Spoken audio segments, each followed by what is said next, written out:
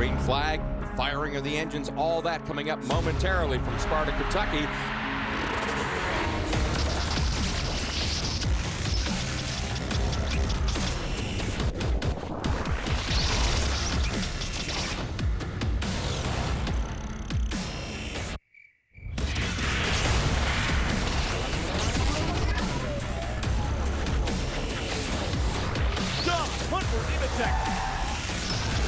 Oh, trouble at turn 4. Two drivers. Oh, no. And closing up to the back bumper. He looks to the inside.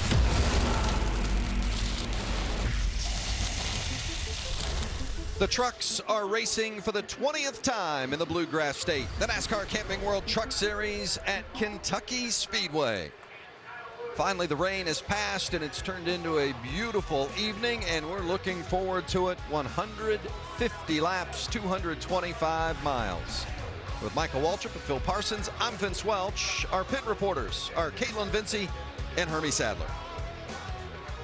Well, Vince, last time out at Iowa Speedway, we saw some contact between ThorSport drivers Grant Enfinger in the 98 and Matt Crafton in the 88. Late in the going, racing right inside the top 10. 98 gets into the 88.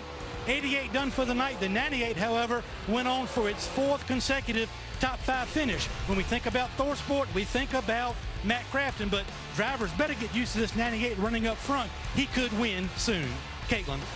Well, Hermie, we've talked about Kyle Busch and who's going to be able to contend for the win with him. Well, it could be one of his own Kyle Busch Motorsports drivers, Christopher Bell. He believes it is him. Tweeted yesterday, I'm going to have to beat the boss tonight. Looking good so far this weekend. Really strong mile-and-a-half program at Kyle Busch Motorsports. He starts second tonight, Vince. And Christopher Bell, with those 2 wins and 14 playoff points, leads the playoff standings currently. He's already got a couple of wins on the mile-and-a-halfs this season.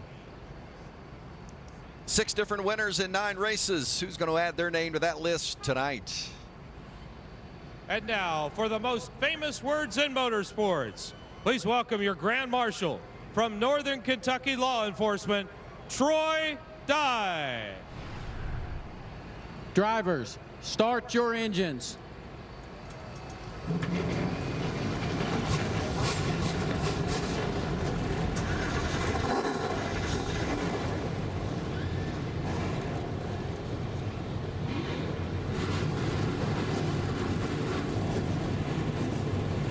After more than 2 hours of a rain delay, you know they are anxious inside those trucks.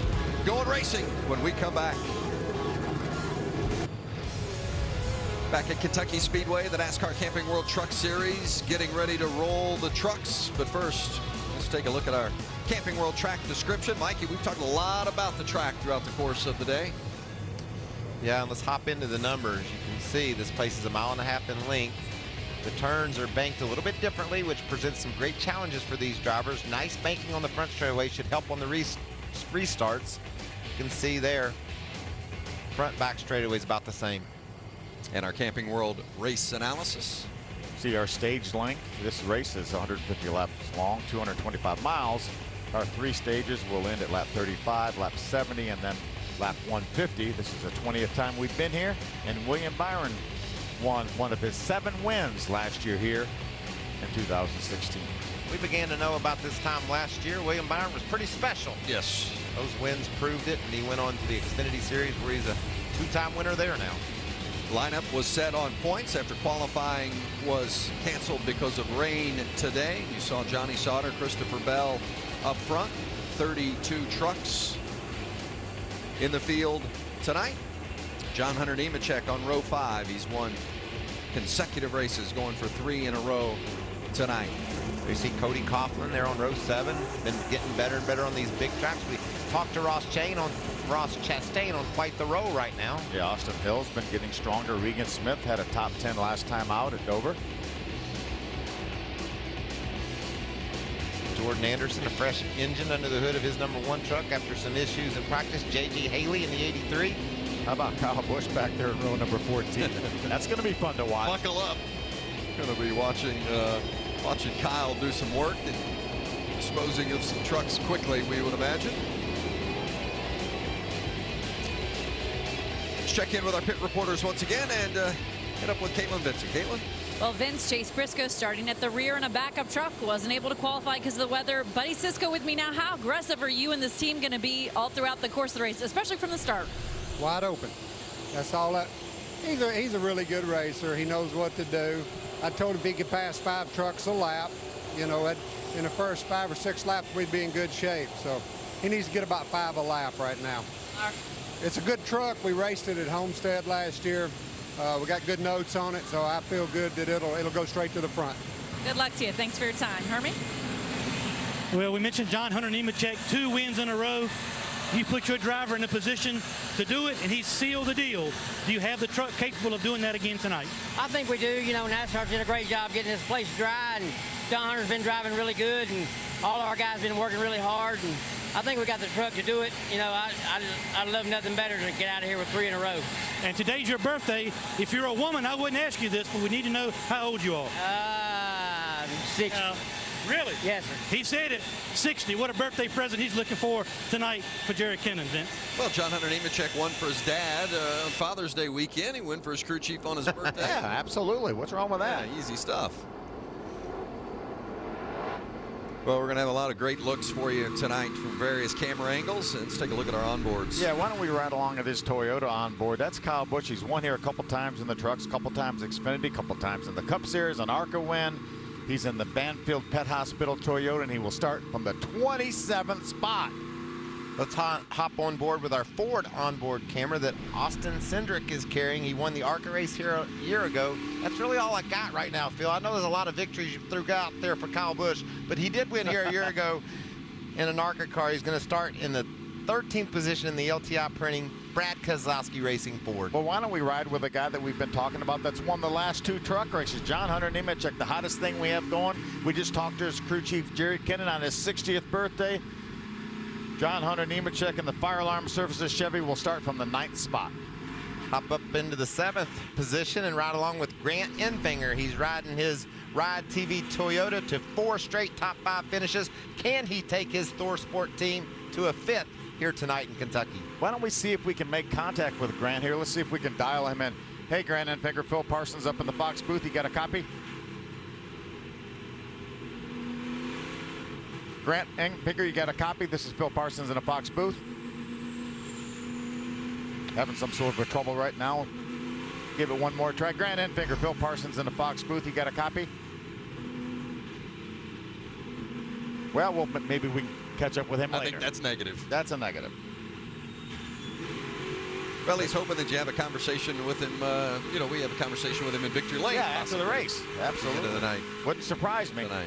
Check out these views, though. Wow, you man, talked about it, Vince. There's so many camera angles our Fox Sports 1 crew will bring you. This is a great one here, right off the nose of that 98 truck, looking up ahead there to Ben Rhodes, who we talked about would be a contender, and Myatt Snyder out on the outside of that row with a new sponsor there, Liberty Tax. You can tell how smooth this racetrack is from that view, Michael. Maybe some of the drivers that you want to keep an eye on these mile-and-a-half tracks that have had great success. Of course, Kyle Busch not listed on this graphic here, but Crafton, Sauter, Nemechek, Bell. Wouldn't be surprised if any of those 4 ended up having a big night in the mix for the win tonight. Without a doubt, you could probably add about a half a dozen names to this list too. That also wouldn't be a surprise to see him in Victory Lane. Because, guys, I tell you, when there's a repave and there's weather, you can see just about anything. These trucks are going to be really loose early in the going. A guy gets sideways underneath of you, innocently you could be swept into the outside wall. Nobody started more races in the trucks here at Kentucky than Matt Crafton. Ron Hornaday, 3-time winner. Crafton and Kyle Busch, the only former winners here at Kentucky in the field tonight. Crafton won in 2015, and Kyle Busch won a couple of times, 2011 and 2014.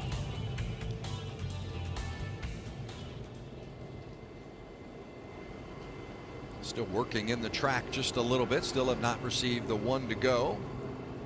Finishing up a little drying efforts on pit road. We're very close, and in fact, we anticipate the green when we come back to Kentucky. Back at Kentucky Speedway, and just before we go green, you see the 29 of Chase Briscoe dropping to the rear of the field. Had that crash in practice yesterday and switched to a backup, and because he was unable to qualify, because qualifying was rained out today, Briscoe will start at the tail of the field.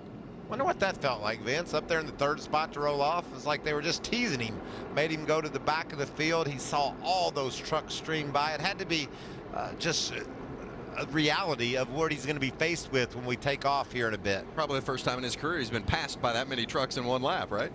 Well, we couldn't talk to Grant Enfinger. Let's see if we can talk to Chase Briscoe. Hey, Chase Briscoe, Phil Parsons in the Fox booth. You got a copy? Yeah, I got you.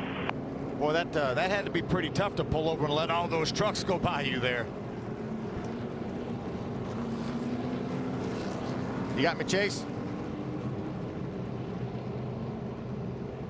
Obviously, we're having some issues with our radio here.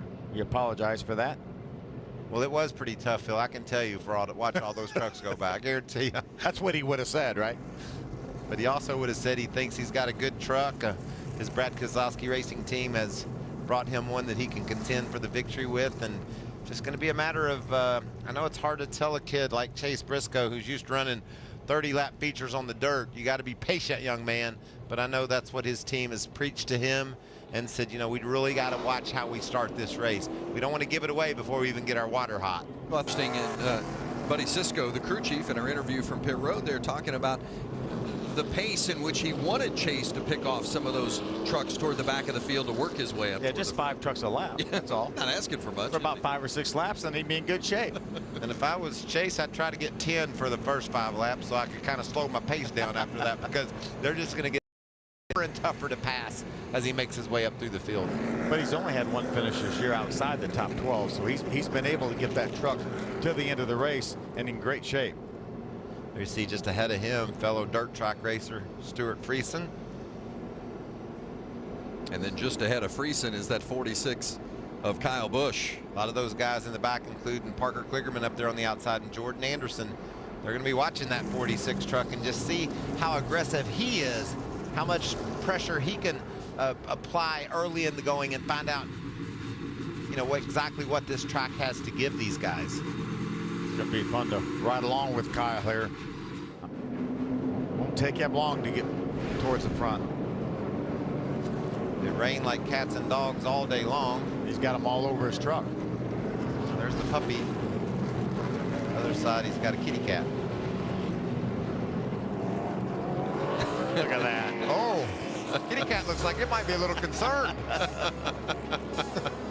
The green, I promise, when we come back. I promise we're about to go racing. Just minutes away. But first, let's try Chase Briscoe one more time. Yeah, let's try Chase. Hey, Chase Briscoe, Phil Parsons up in the Fox booth. You got a copy? Yeah, I got you loud and clear here, Phil. Now if you'll be ready to go there. Those guys, late night for Phil up there. He's probably missing the Waltons and picket fences.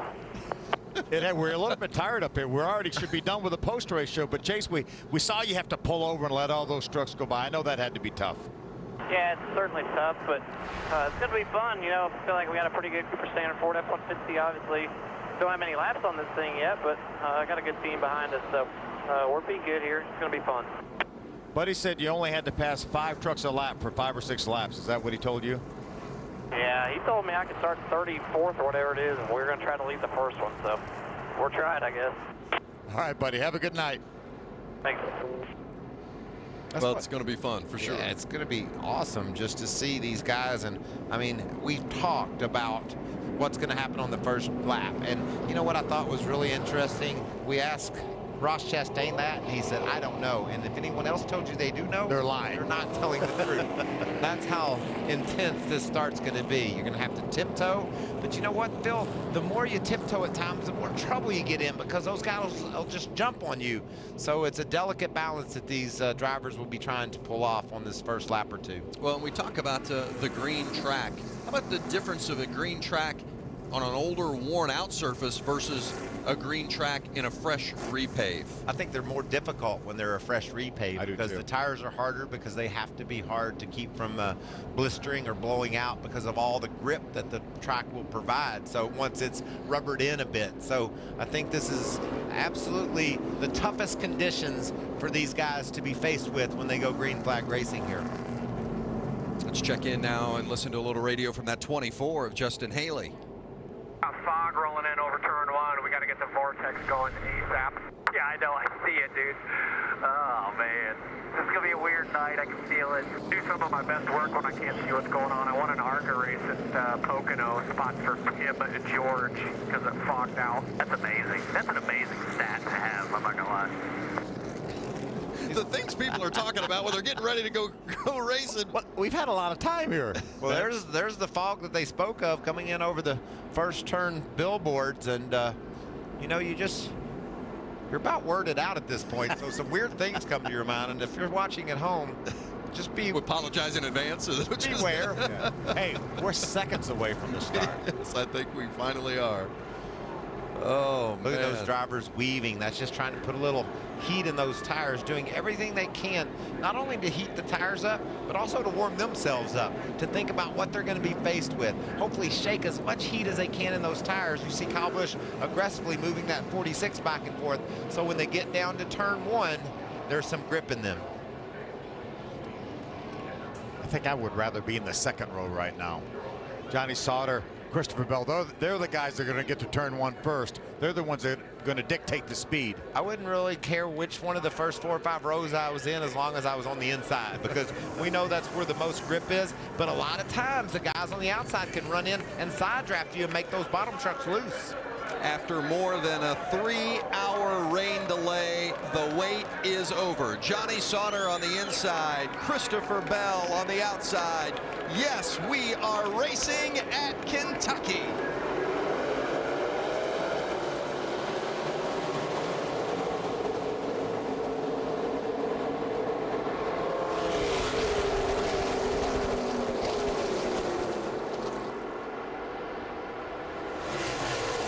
Everyone wanting to get down to the bottom on that inside lane, but 3 wide behind the leader, Johnny Sauter. That's the 98 of Infinger jumping into that second spot. Christopher Bell in third.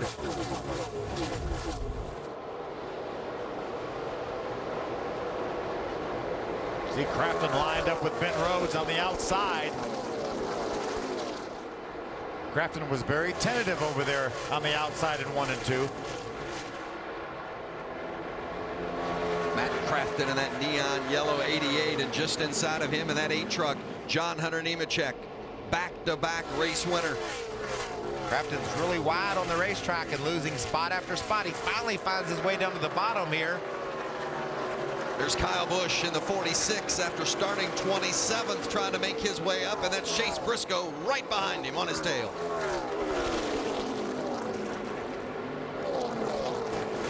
Falling behind Parker Kligerman, that 75 truck. You see some sparks coming from that 29 of Chase Briscoe.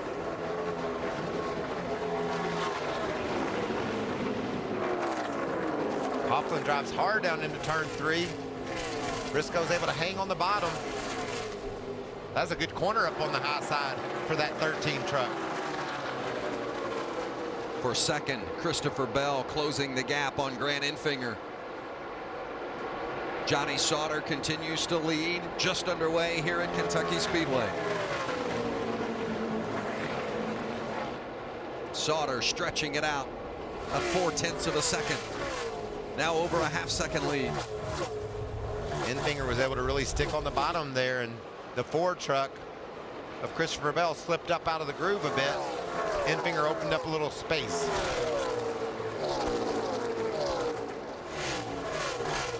There's the 51 of Myatt Snyder making his 3rd start this season for Kyle Busch Motorsports, and that white, black, and red Toyota. Right behind him, the 16 of Ryan Truex has been one of the bright spots and the great stories of this NASCAR Camping World Truck Series season.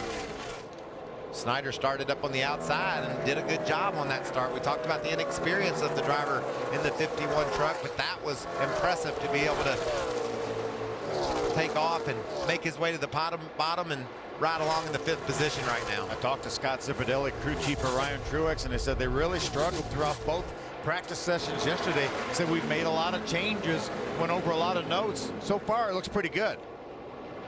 See Cody Coughlin, he looks to the inside of the 66 truck of Ross Chastain, makes that pass, and he's bringing along Chase Briscoe with him. They're marching back toward the front because Briscoe was going to start third, and he let all those trucks pass to go back to the back because he's in a backup truck. Riding with Kyle Busch inside the top 20 now. Currently 17th. Last time we saw him, he was following this 75 of Parker Kligerman. That's where he is still. Really closes in on him there, getting in turn 3. Well, look at this 75 wiggle. Yeah, that truck's loose. But let's listen. You could hear how much he was out of the gas all the way out getting into turn 3. Let's see how much gas he's able to use down in turn 1.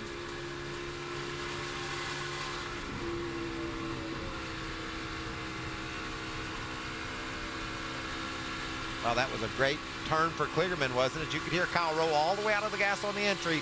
So these guys are fighting aerodynamic issues, handling issues. The track hasn't rubbered all the way in right now, so the speeds are well off what they will run later in the night. The early laps of stage 1, remember stage 1 and stage 2, each 35 laps. Johnny Sauter has led them all so far. Grant Enfinger in second. How about that 98, Hermie? Really good so far, Vince, especially right here in turns 3 and 4. He has been gaining on Johnny Sauter. Now, this truck was pretty good in practice yesterday when the truck was by itself on the racetrack. Crew Chief Jeff Hensley said the one thing they had concerns about was they got looser in traffic than they normally do on the mile and a half. So they've made some adjustments. Obviously, the truck is very, very comfortable for Grant Enfinger. And as we mentioned before the race started, 4 consecutive top 5 finishes heading into the night. They want to improve on that. Hermie, I think that's probably, we've talked about the speed of Johnny Sauter week in and week out, not missing any points in the stages, but I think the second maybe big story has been Enfinger, his consistency, his top 5 finishes. He's really gaining on it, and tonight he's showing the speed early that it's going to take not only to get a top 5, but to win this race. Caught a glimpse of Kyle Busch and Parker Kligerman getting by Brandon Jones in the 99 truck that puts Kligerman up to 15th, Kyle now up to 16th. We remember we said at the start, these guys that were starting in the back, their barometer, who they're going to measure themselves against, is this 46 truck of Kyle Busch. Kligerman's done a nice job running with Kyle early as Kyle makes the pass now. Kligerman ran up on TJ Bell, lost his momentum. Kyle kept his momentum, was able to drive by. See if he can use that momentum to get underneath TJ.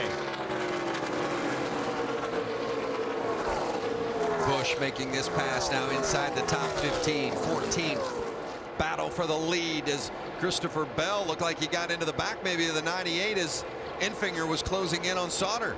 Both of them had to get out of the gas in second and third. I think maybe those guys ran up on some lap traffic and it cost Enfinger some momentum, and he just cut off Christopher Bell. Said, I'm not giving that spot up this easy.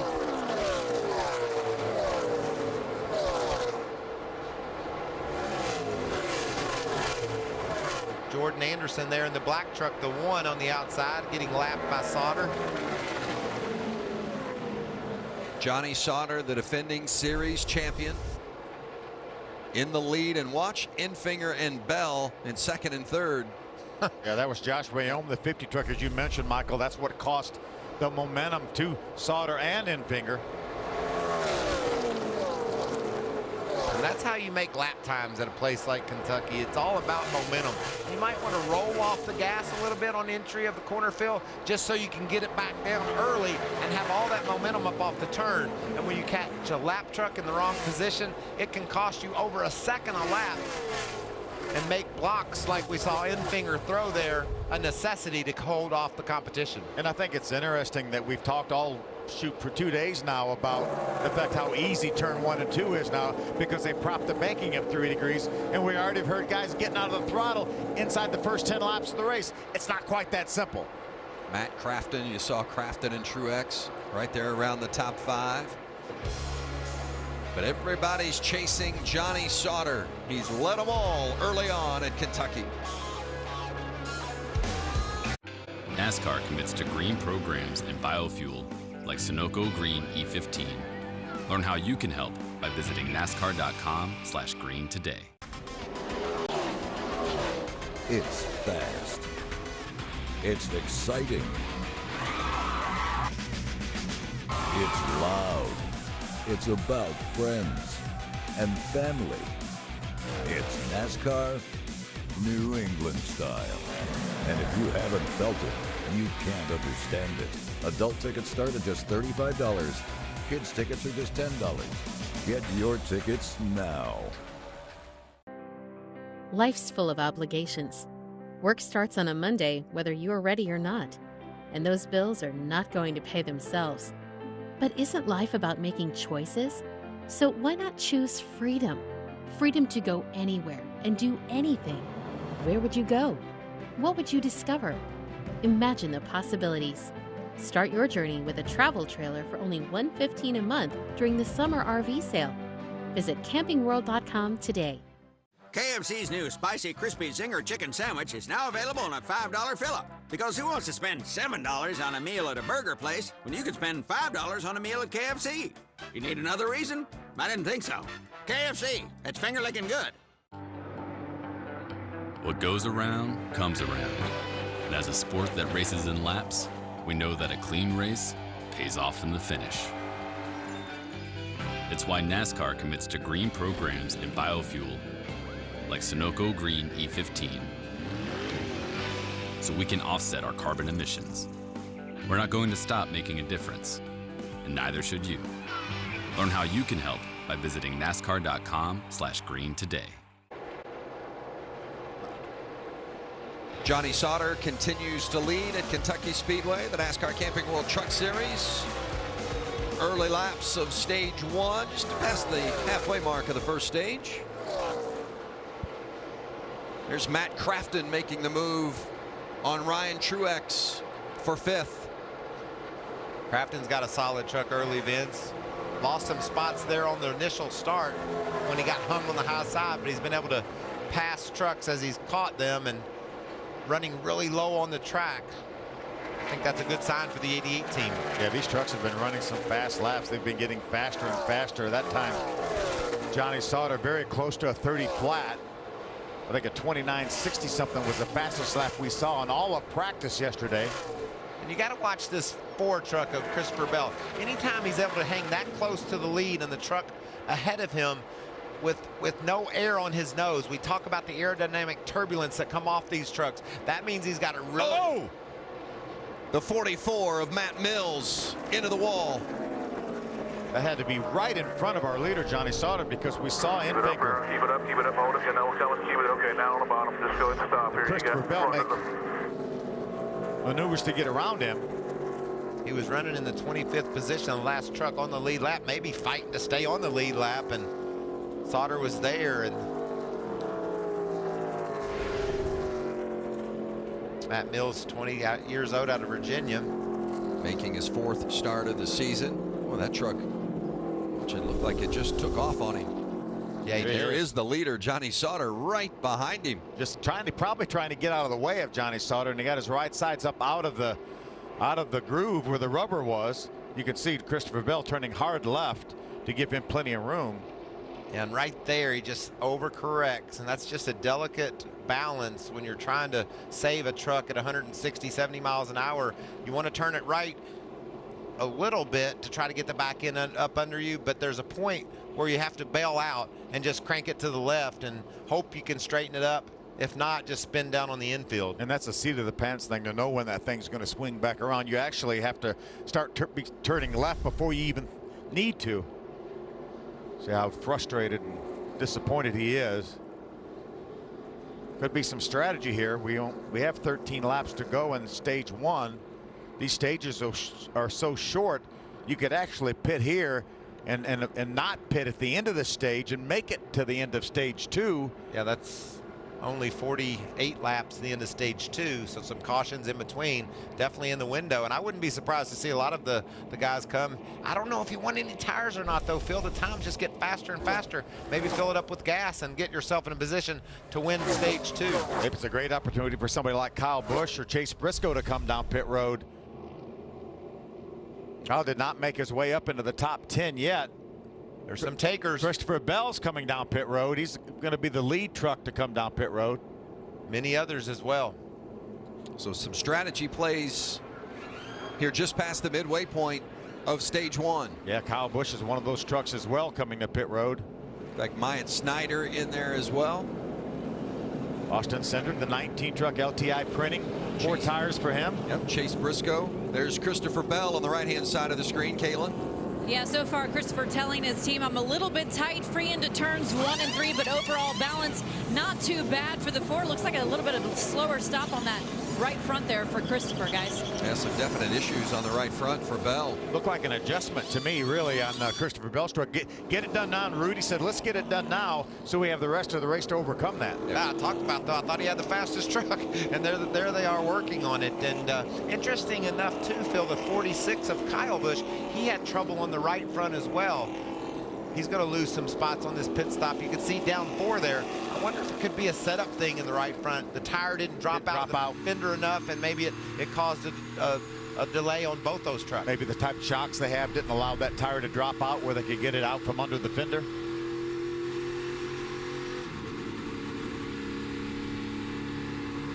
So under caution for the first time tonight after a rain delay of more than 3 hours. Got us off to a late start. Johnny Sauters led all the laps so far, and then the accident, the one vehicle accident involving Matt Mills. Yeah, that delay was over 180 minutes. It was definitely minutes, though.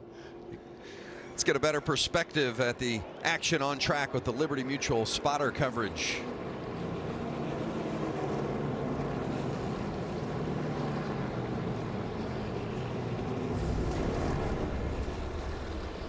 Trying to enter a little lower down here, man, into 3. Need to make the bottom of 1 and 2 a little center.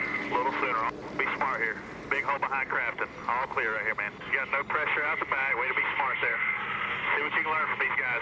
Best 1 and 2 you've had all night. Remember what you did there. Go back to your 3 and 4 from 4 laps ago.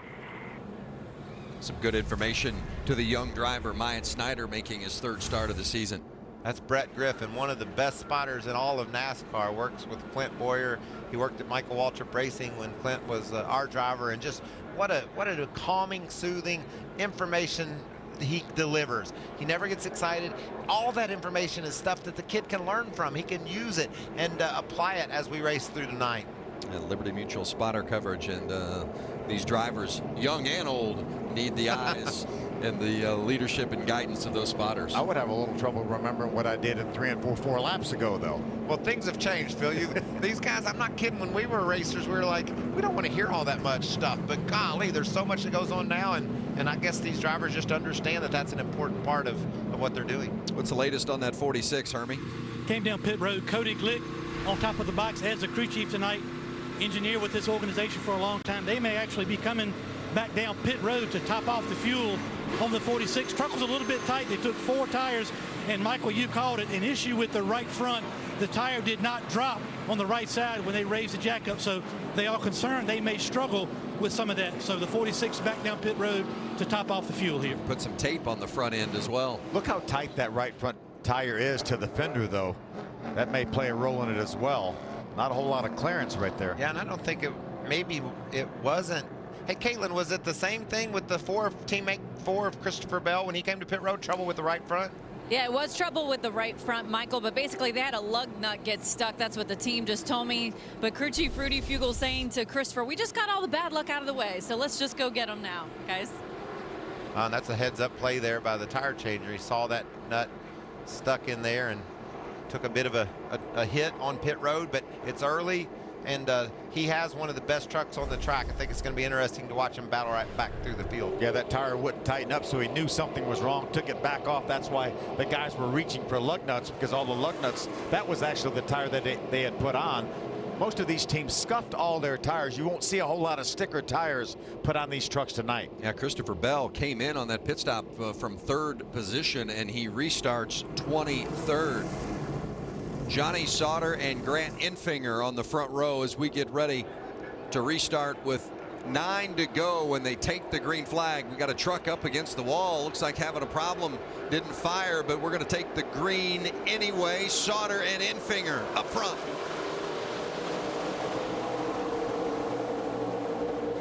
Look at Ben Rhodes jump to the inside, making it 3 wide. For the lead, Ben Rhodes. You know, we talked about the charge from the back of Chase Briscoe and Kyle Busch. Look who's up there now. Parker Kligerman is the first guy to the front from the back. Good charge for that team. And how about that? Teammates 1, 2, and Matt Crafton, another Thor Sport machine right behind him. And there's Christopher Bell. Christopher Bell A two-time winner this season and the current leader in the playoff standings. Doesn't look like he hit anything, but certainly an issue for the 4. You wonder if there might have been a little contact. There's this crew chief, Rudy Fugel. Oh, tires up. Okay, left are up too. They're going to have tires, though, Phil. I would think so. Had to have flat spotted those tires. Would they put the ones they just took off back on? I think that's what I would do. I would try to save my. Problem is, they probably won't be able to because they won't have any lug nuts on them. They haven't had time to glue them back up. Oh, squeezed. Look at that.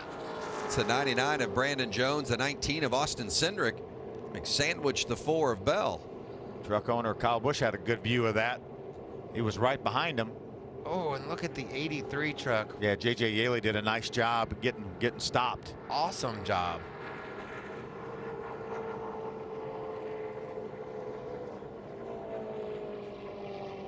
Let's take a look at watch what Kyle was watching here of his truck. There's Bell just to his left. Oh, Bell just saw a gap there and shot it up the middle. The hole closed when they got to the turn and around he went. Come in and put 4 more tires on that thing. Fortunately for this team, Phil, I don't think tires are going to be that important tonight. They don't fall off that much. So they put on 4 here, and they have to put on 4 here and then strategize later to see how they can save a set. Caitlin is waiting on Bell to arrive. Yeah, I was listening to the communication between Bell and his team. He said, I got a flat somewhere, and the spotter responded, I think your right sides are good. I think it was the left front, so they're going to go ahead, put 4 tires on. Also get some bare bond on that left front seam. He said, let's just fix up the nose and see if we can't salvage something here, guys. They're taking a good close look at that left front. Got some damage there. Take it all the way out. Lay underneath it, check it out. To make sure that everything suspension-wise is okay. You know, his world was great. Started up front, running up front. A little bit of problems on pit road, some strategy by some teams that didn't pit. All of a sudden, he's back there in the eye of the storm. Tries to split a couple of trucks. Maybe not the best decision, considering there's not much grip on the high side. You know, everybody's going to be fighting for that bottom. Let's look again and see if there's actually some contact made between Bell and the 29, the 99, the 19, all 3 right there in front. It's really snug. You see Chase Briscoe, the 29, is going to drive through the middle there, and Christopher's going to follow him. But when they get to the corner, the 19 has to come over. And when he does, there just isn't room in the middle for the 4. And wow, just pretty lucky we didn't tear up some good trucks there, right? Yeah, he just lost all the air off that rear spoiler with that 4 truck. So Johnny Sauter, the race leader, hits pit road, takes this opportunity with 6 to go here in the first stage. Wow. Thought he'd want to win that stage, huh? Caitlin is there. Yeah, I was listening to Johnny talk to his team, telling crew chief Joe Shear, just a little tight center off, but it hasn't really made too much of a big swing since the drop of the green. You saw the windshield tear off there. Also, going to go ahead and make it a 4-tire stop for the 21, guys. A chassis adjustment on that machine as well. Are you surprised? Totally. Yeah, I am too. That's a playoff point. That's more important. You win this stage, you get a playoff point. I know he's going to get stage points. He always does. But I want those playoff points. You take them all the way to Miami if you win one of those. Dude, I'm telling you that I am wide open grabbing gears, and it's like I'm pulling wow. That's all I can tell you. He's talking about getting 3 wide on that restart. And that's a timing thing. You know, the truck behind you, the guy starting in 3rd, he's at a big advantage there, Phil, because he's going to be able to draft up on you. He's also going to be able to lay back maybe a couple 3 feet, get a run, use the aerodynamics to draft up, dive to the bottom. So that's a tough situation to be in. You really got to play some games as a leader in that restart zone in order to protect yourself. The 49 of Wendell Chavis will get the free pass. By the way, the 44 driver, Matt Mills, was involved in that accident earlier, released from the care center.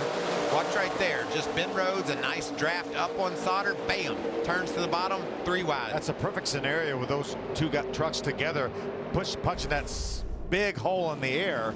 It just opens it up for the 27 of Ben Rhodes. Let's listen in to what Ben was talking about. The biggest mistake I made there is I came up thinking I could block his momentum and keep him stuck on the outside by the wall, but I didn't realize nobody was underneath him to keep him from going low. So when I did that, I helped him by giving him a draft. So long story short, I know what I got to do better next time. I just couldn't see the whole picture in my rear view mirror. A lot of times that's the information you get from your spotter, what you did wrong, but Ben was analyzing it himself and understands exactly what he needs to do different next time. Up on the outside, though, this will be a much different restart for Rhodes. You got to watch Truex. He's in the 3rd position down on the bottom. We know how aggressive that young man is. See if he can do anything on this restart. Going to be teammates on that front row as we go back to green with Grant Enfinger and Ben Rhodes. And either Enfinger or Rhodes, as you see Austin Wayne Self's truck being pushed to the garage, neither Enfinger nor Rhodes has won a stage this season, and certainly this is going to be their best opportunity when they take the green. There will be just 4 laps remaining in this opening stage. And all that Ryan Truex is thinking in the 3rd spot, I'm winning this stage, Vince. This is my turn to shine. Maybe Matt Crafton as well. Be interesting to see what these guys on the outside can do. There's the stage wins this season. Sauter has won the most, but he just pitted from the lead, so I don't understand that one. ThorSport trucks in 3 of the top 4 spots. Enfinger, Rhodes, and Crafton. Good push on the back of Rhodes by Crafton. There's Truex looking to the bottom. Look at him on the front straightaway, 4 wide. Kyle Busch went down on the apron trying to get by Austin Cindric, had to tuck back in. Nice turn by Ben Rhodes. He's going to get some drafting help from Crafton. Look at that mess. Oh, my goodness. 4 wide of the backstretch coming to turn 3. Track's widen out, Phil. You can see Rhodes made that work. Crafton hung in there too from that outside position. ThorSport trucks running 1, 2, 3. Rhodes, Enfinger, Crafton. And these guys racing so hard here, trying to get some stage points. Look at Crafton, the veteran. He saw Enfinger dive to the bottom, knew he'd have a bad angle into the corner, took advantage of that. Wow, what a save from Truex. Looked like he and the 98 of Enfinger got together just a little bit. Truex got sideways, not only saved it, but gained a position, moved to 3rd. Yeah, I can't believe how much they've improved that Truex truck from yesterday. Kyle Busch in the middle of 3 wide. That's his teammate Bell on the inside. Stewart Friesen outside, and Johnny Sauter on his tailgate. This is more action than I thought we would see this early, but this is how our truckers go about it. These races are short. They know they have to get it done in a hurry. Crafton challenging his teammate Ben Rhodes for the lead. They're coming to 1 to go in the opening stage here at Kentucky.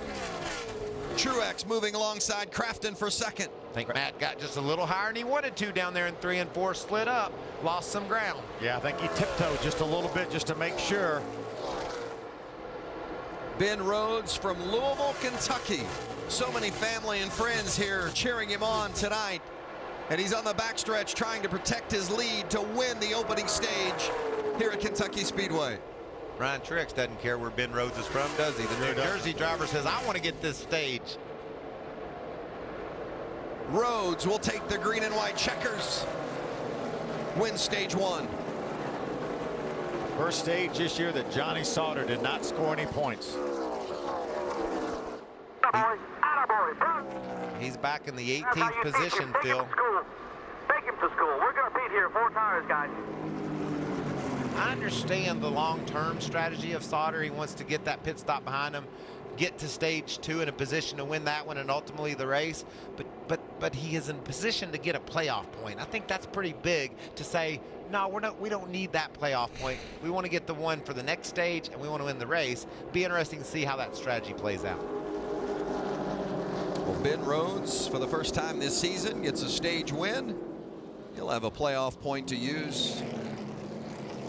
We're going to get to tops in the postseason if he gets there. We're going to get to talk to him about that after these pit stops, too. That's pretty cool. Bet that young man's excited. You could hear it in his voice. There's Kyle Busch. Had to pit a couple of different times. Ends up finishing that first stage in the 14th spot. How about this traffic jam? What a hornet's nest he was in here. Still down there, low side's clear. Low side's clear if you need it. That was a good break. Inside of you, you're middle. And he was clear for a moment on the inside. And then Bell pulled up beside him. Still down there. Good radio communication and spotter communication from Bob Jeffrey, the longtime Tony Stewart spotter, is spotting for Kyle for the first time. First time the two of them have worked together tonight. Put Bob to the test right there in that traffic. He's an experienced spotter. He knows what he's doing. Pit road is open. Ben Rhodes bringing a long line of company with him. Herbie Sadler is there waiting. Vince, he wins stage 1. His truck is too tight in turns 3 and 4. Crew Chief Eddie Traconis is calling for 4 tires, Sunoco fuel, and they want to take a little bit of wedge out of this truck. Caitlin. I just checked in with Junior Joyner, crew chief for Matt Crafton. He said we're just a little bit free into 3, but overall we're really happy with this truck.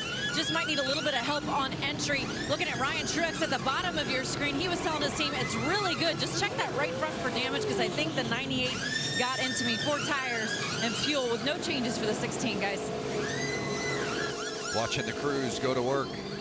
Such a fun part of this sport, seeing those athletes go over the wall and get it done. Who can do it better? Who can do it faster? Gained spots on pit road can make a difference between where you restart and ultimately where you finish. And differing strategies, I think, Phil, has been the headline of this race. Guys there getting no tires, others pitting for 4 tires. Let's talk to Ben Rhodes, the winner of that first stage, Kentucky native. Hey, Ben Rhodes, it's Michael Waltrip and the gang up here in the Fox booth. Do you copy? Maneuvers as the truck would allow to break the draft, but I couldn't shake the guys behind me. All good, bud. They're trying to talk to you on TV. We'll talk after. Talk to the TV. Very nice of you, Eddie Traconis. That's the crew chief saying, talk to the TV. Yeah. That's what I'm talking about. Hey, Ben Rhodes, it's Michael Waltrip and the gang up here in the Fox booth. Do you copy? I've got you, Michael. Wow, what a great move on the restart. Good job, buddy. How's the truck, and how does this strategy, you think, set you up to win this race ultimately? Well, I think it's going to come down to restarts. I took a few pages from Kyle Busch back in Kansas, and I'm hoping to apply them here tonight. Our safe plate Hunter's fast, but we made some good adjustments there. I'm hoping that it'll get us as fast as everybody else, but this is just like super speedway racing on a 1.5 miles. It's the wildest race I think I'm going to be a part of. I couldn't shake the guys behind me. I was trying my best, so as long as the restarts can keep playing out in our favor, I'm going to make some crazy moves and get us up to the front, get us a win on our home state for all of our supporters that came out here. Well, you're fun to watch, I'll tell you that. And the moves on the restarts are as much fun as you described them. And I love the student of the game you are, really paying attention to everything that's going on and making adjustments in your driving to be ready for these guys at the end. Well, it's my 2nd year, so I've got to wise up at some point. But I'm really enjoying it and trying to learn the most I can from guys like Kyle Busch when they get out here. All right, buddy. Have a good night. Maybe we'll talk to you again. Thank you very much. Love what he had to say. Wild racing, and that's what we expect. How about this view from Austin Cindric as the battle with Myatt Snyder. The young guns going at it at Kentucky.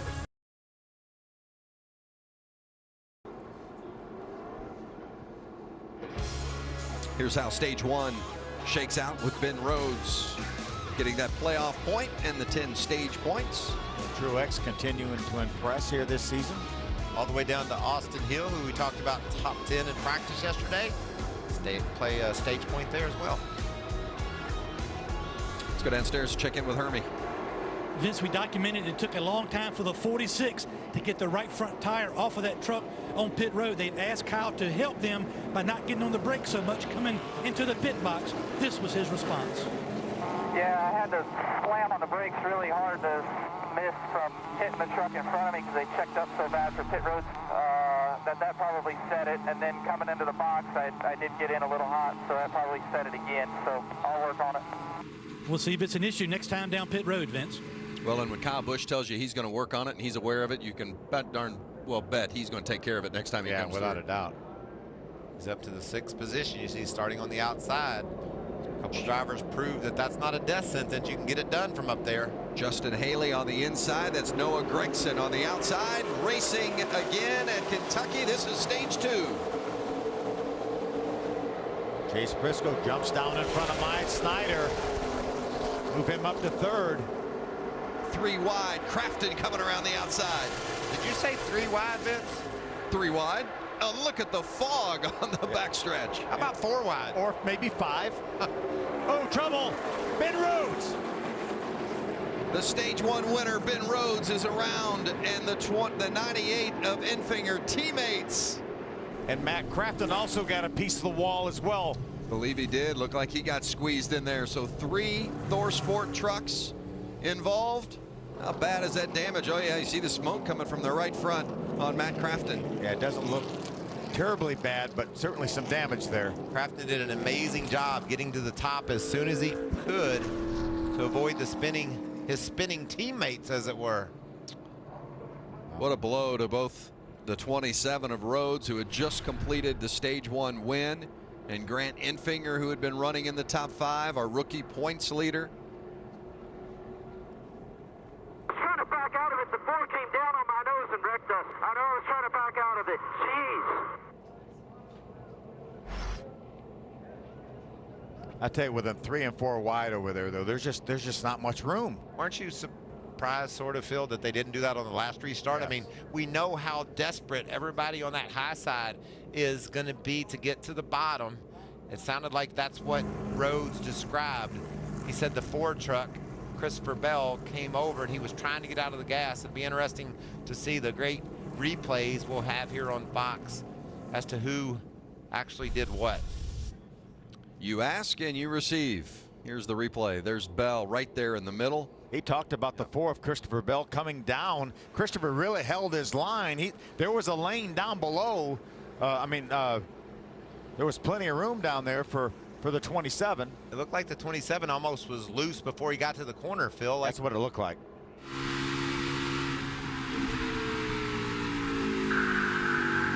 Stand bottom, turn up top, inside. Inside, we got one spin out. Watch it from the 98 of Enfinger. This was a battle right there about the 10th position. Top of three. Spin in front of you, back down, go low. Wow, He just had no time. He just had no time.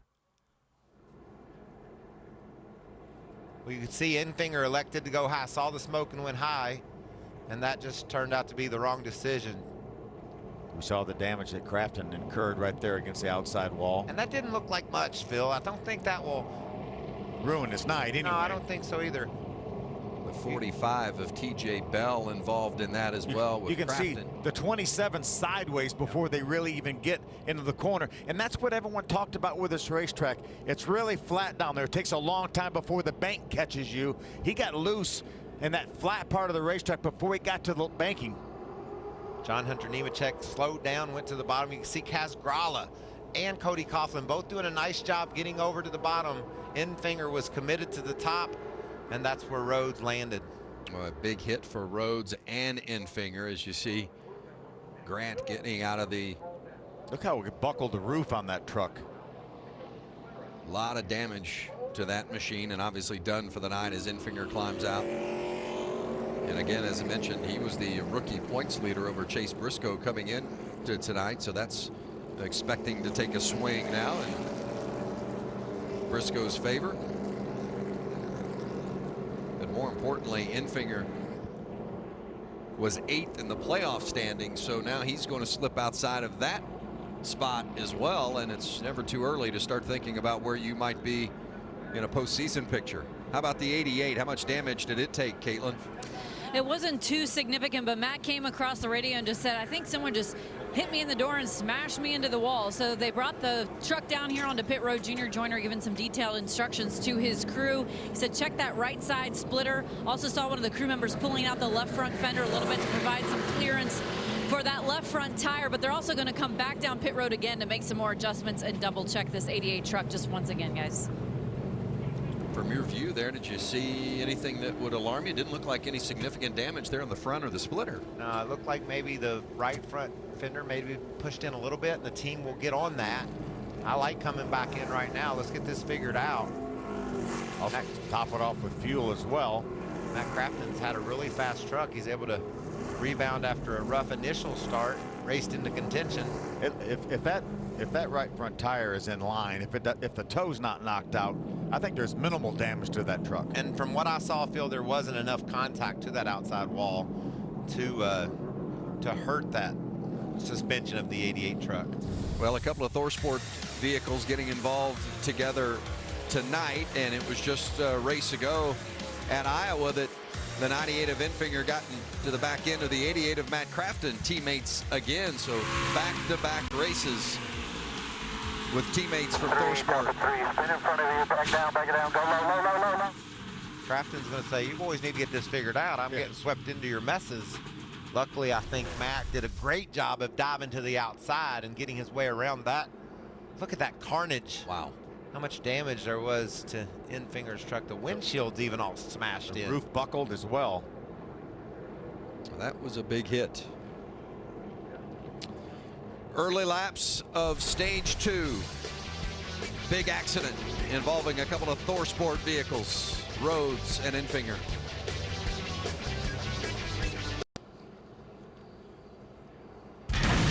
July 19th, Fox Business Network gets down and dirty as it features the Camping World Truck Series at Eldora, or Eldorta, as Michael calls it. It's the season's only dirt track race, and it's only on Fox Business Network. Don't miss it. And I got to tell you, that's fitting, because business will pick up when these guys go dirt racing. It's so crazy to watch. Talk about Matt Crafton's trip into the outside wall, and could it hurt his chances of winning tonight? We don't think the damage is enough that it will, but I can tell you what, Vince, if you're not into the outside wall next week in Eldora, you're not going to win.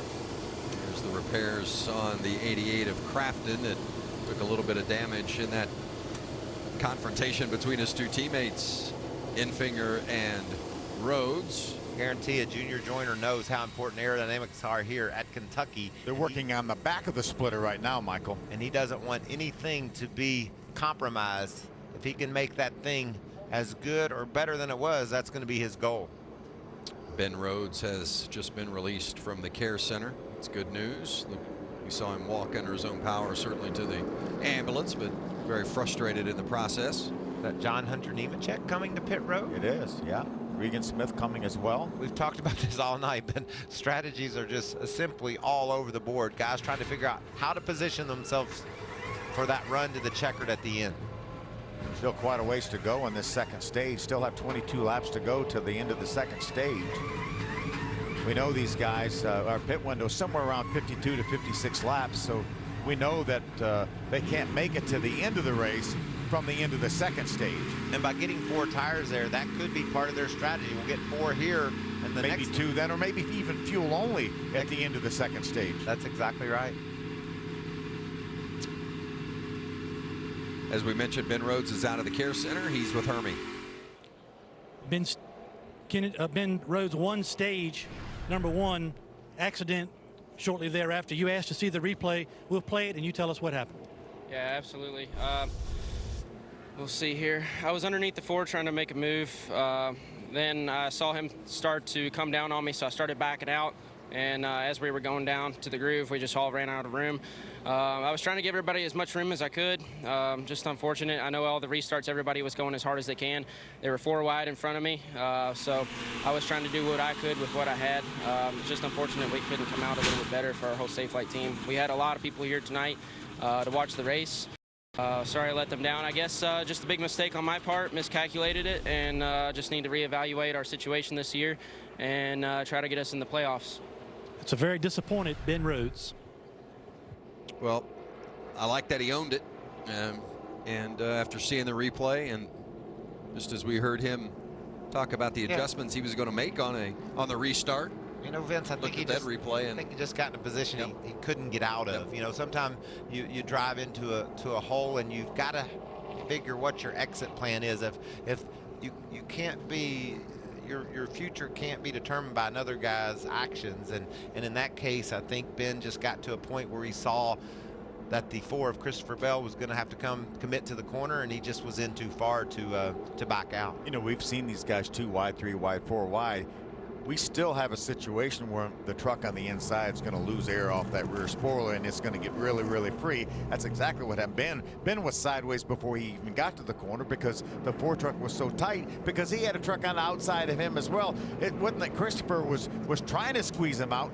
He really had nowhere else to go either. And it's a situation where we're going to see this some more, because not only do you talk about the trucks on the inside being vulnerable because they're looser, the trucks on the outside are going to crowd down to the bottom as much as they possibly can, because they don't want to get out there in that outside groove that we see guys slipping in.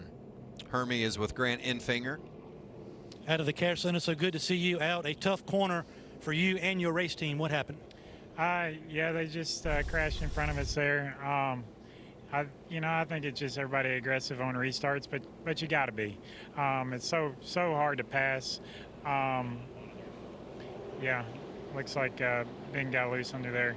But 3-4 wide, it's just crazy in these restarts. It's what makes the Camping World Truck Series so exciting. But you got to go for it on those restarts. Unfortunately, Pepper caught it early for me. I just couldn't get woed down and get down enough. So, man, hate it for our Thor Sport Racing guys. We had a really fast Ride TV Tundra. Ben was fast too. Man, it's a 100% Thor Sport truck, and they did a great job with it. Hopefully, we can build it back better than it was. It's Grant Enfinger, released from the Care Center, Vince. Grant mentioned Pepper. That's David Pepper, who was spotting for him tonight. How about some radio from Noah Gregson in that 18 truck? So did you hear that, Tyler? So we went in and talked to the 46 and told him to push us on the back straightaway. And he said, tell him to hold on, we're going. Copy that. Noah Gregson is ready for that, too. I can promise you, this kid is coming into his own in this 2017 season. A lot of speed, getting better week in and week out. He knows the boss is on his tail, and he's going to be on it. Now, isn't that the guy that started 27th in this race that's running third right now? And remember, he had a pit stop where he lost some positions, too, because of an issue with the right front suspension. The Pace vehicle getting ready to pull off. It's Justin Haley on the outside, Noah Gregson from Kyle Busch Motorsports on the inside, and the boss, Kyle Busch, right behind him with Myatt Snyder in that fourth position. 3 KBM machines up at the front.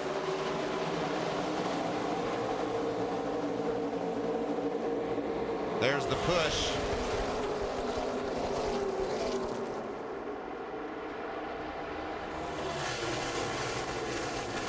There was a scrum back in the middle on this restart, and I'm hearing that Brandon Jones is going to be black flagged for restarting in the wrong lane. You saw him 3 wide back there. And he's running up right now in about the 7th or 8th spot.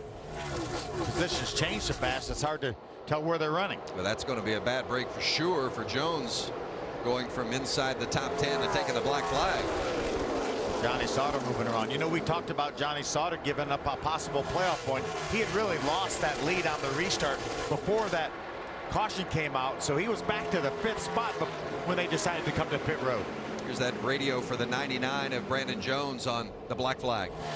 They said they're going to give us a passer. That's not right. We were 7th at the caution. So some confusion there in the 99 and where they were lined up or should have been lined up. There's Chase Briscoe. Started from the back of the field. He's raced inside the top 5. See if you could tell here, he thought he belonged in 7th on the bottom, but there's a disagreement. Parker Kligerman thinks he should be there, and they're 3 wide on the start, and that's not allowed. No. Now Brandon Jones peeling off and going to serve that pass-through penalty.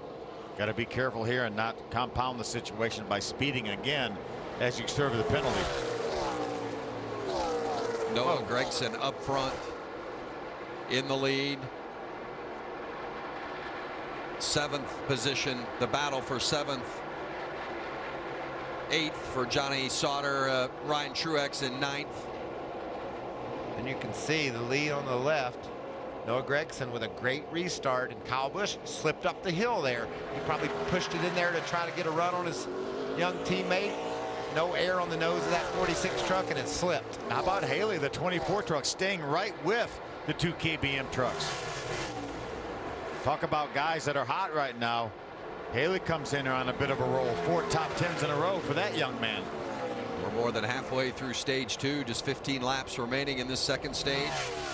There you see Kyle Busch again up off the bottom of the racetrack, and Haley is trying to take advantage of it. You think Kyle's trying to work in an upper groove? I think that's probably part of his plan, just to see if there's anything there that he can utilize to try to widen out this racetrack. Look at that run he got. He's going to get right up behind Gregson. And instead of going to the inside, pushed him into turn 3. Kyle will be doing triple duty this weekend, running the Xfinity race tomorrow as well as the Cup race on Saturday. Kyle with 6 wins here in the NASCAR top 3 series. 2 in the trucks, 2 in Xfinity, 2 in Cup. Seeing him sweep all 3 wouldn't be a shocker this weekend. No, it would not be. How about Chase Briscoe? We talked about how long it'd take Briscoe to get from the tail to the front. He's not all the way to the front, Hermie, but he's looking pretty stout. Yeah, Vince, I think this team right now is one adjustment away from really being a factor. You got to remember, the first laps on this truck this weekend were the drop of the green flag in the race tonight. And by the way, that was on a green racetrack with no rubber on the track. So the truck was very, very loose. Prior coming to pit road, they made a track bar adjustment, still a little bit too free to run up front with the 46 and the 18, which is quite a battle for the lead. Indeed, but Briscoe inside the top 5, so a good solid charge toward that front group as you look at Kyle Busch continue to chase Noah Gragson. Seeing some of the fastest laps of the race, Vince, here, and you can tell Kyle Busch can really move in on Gragson, probably just giving his teammate a shove down the back, trying to separate themselves from Haley, Chase Briscoe, and the rest.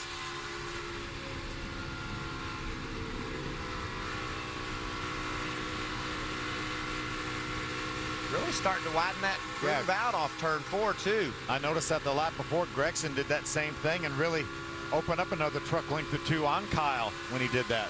Kyle appears to be a little bit better down here in 1 and 2. He closed right up on Gragson at the exit of 2.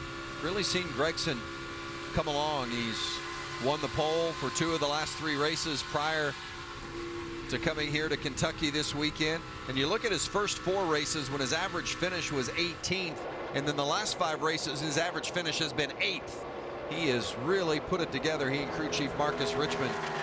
Starting to see that experience start to pay off for young Noah Gragson, the teenager from Las Vegas.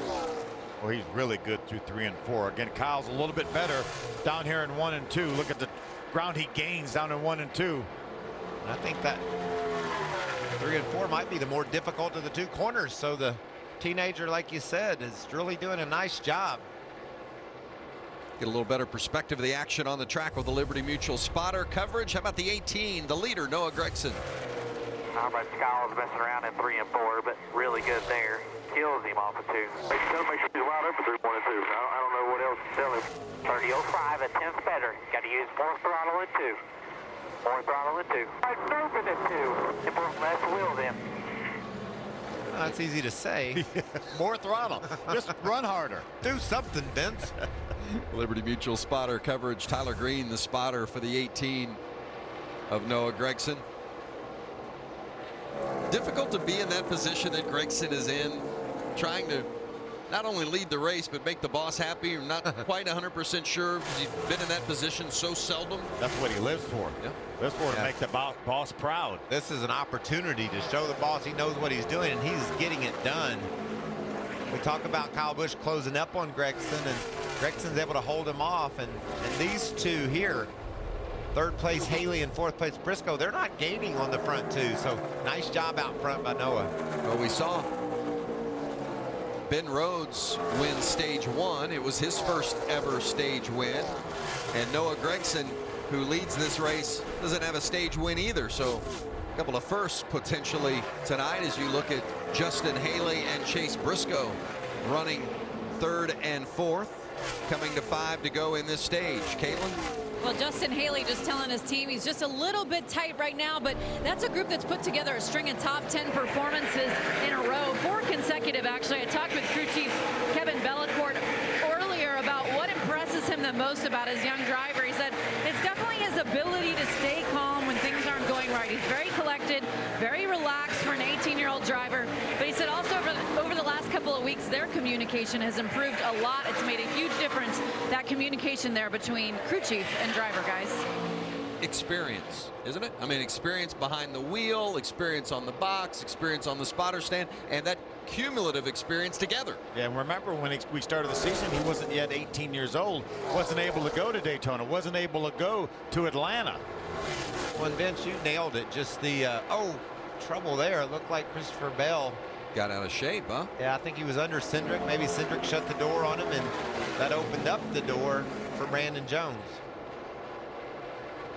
Remember, Brandon Jones had to serve a penalty for being in the wrong position on the restart. He is not right now in the free pass position. Josh Rayome is in that 50 truck.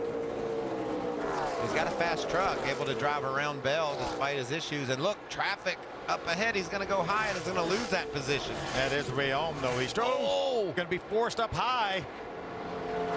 for the free pass spot, and I'm not sure that Rayom realized that Jones was there, but Jones gets by. Here's the 4 of Christopher Bell. We talked about what happened as he entered turn 1. You can see just racing side by side with Cindric. Got loose down on the bottom. Needed some more room, had to back off there. The pits are closed as we're in the final 2 laps here of the second stage, and Noah Gragson in that 18 truck continues to lead the way. Kyle Busch right behind him in second. Bell and Cindric still fighting for position. That's for 6th spot. Oh, maybe got together again or very close to it. I think Bell's truck got a little bit out of shape again. He had to let off the gas. Bell completes the pass.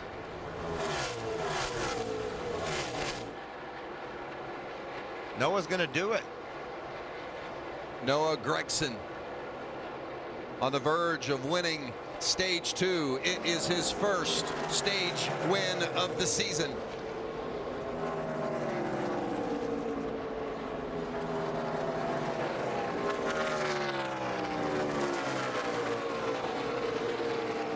That was a battle for the final stage point.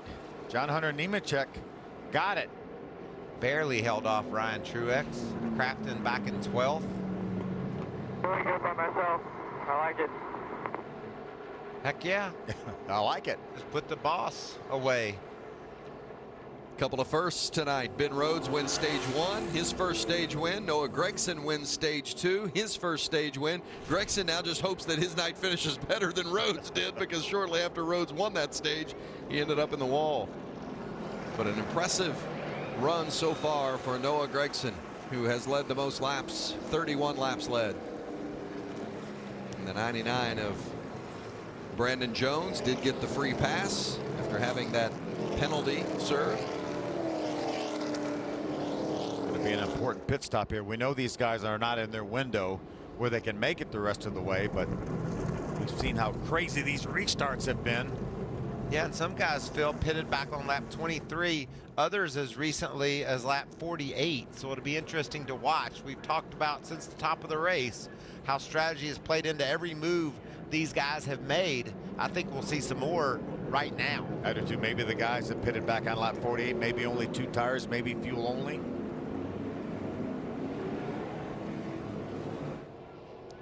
Those are the decisions that make the race so interesting in the end, because that sets you up what you do now, potentially for what you do in that final stop. Absolutely. Kyle Busch pitted on lap 25, but didn't get any tires then. Hermie, they're coming at you, brother.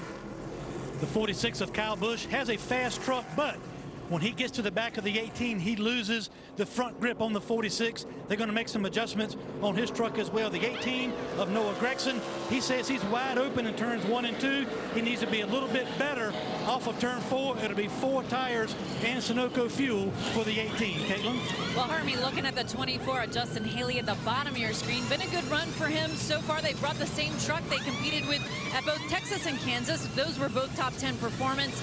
Justin just saying the truck handles good, it's just a little bit too free. They're going to go ahead and make it a 4-tire stop for the 2-4, guys. Yeah, another issue for Kyle Busch. Could not get the right front tire off. Once again, he's going to lose a number of positions on pit road.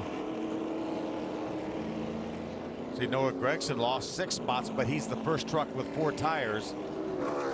And that's what we talked about. Strategy to get yourself in a position to have track position. So Kyle Busch lost 8 spots on that stop, and here's why. Watch the right front. See a guy tugging on it, gets all the lug nuts off, starts tugging on it. See how tight it is to the wheel opening there. Finally, the shock will drop out enough to allow him to get that off. These teams doing pit stops in around 12 seconds, Phil. That time, a little over 20 seconds for Kyle Busch. So Kyle comes in 2nd place and exits in 15th. It's going to be good TV, Vince.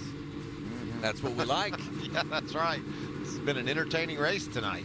Noah Gragson was our stage 2 winner. Let's see if we can dial him up. Hey, Noah Gragson, Phil Parsons up in the Fox booth. You got a copy? Yes, sir. That was an outstanding job there, young man. Looks like Marcus Richmond has you pretty good hot rod there. Absolutely. Marcus Richmond, the Kyle Busch Motorsports team, has got this switch Toyota Tundra on rails right now. Being able to run up front in front of my boss man, Kyle Busch, feels good, but we still got another half of the race to go. So just got to stay focused and listen to my spotter, Tyler Green, and be perfect here. Hopefully we can get to victory lane. All right, buddy. Great job. Keep it going. Thank you. Pretty good night. Noah's led more laps tonight than he has his whole career. That's what you're looking for, right? Off to a pretty good start, right? See if he can continue to stay up front. Final stage when we come back.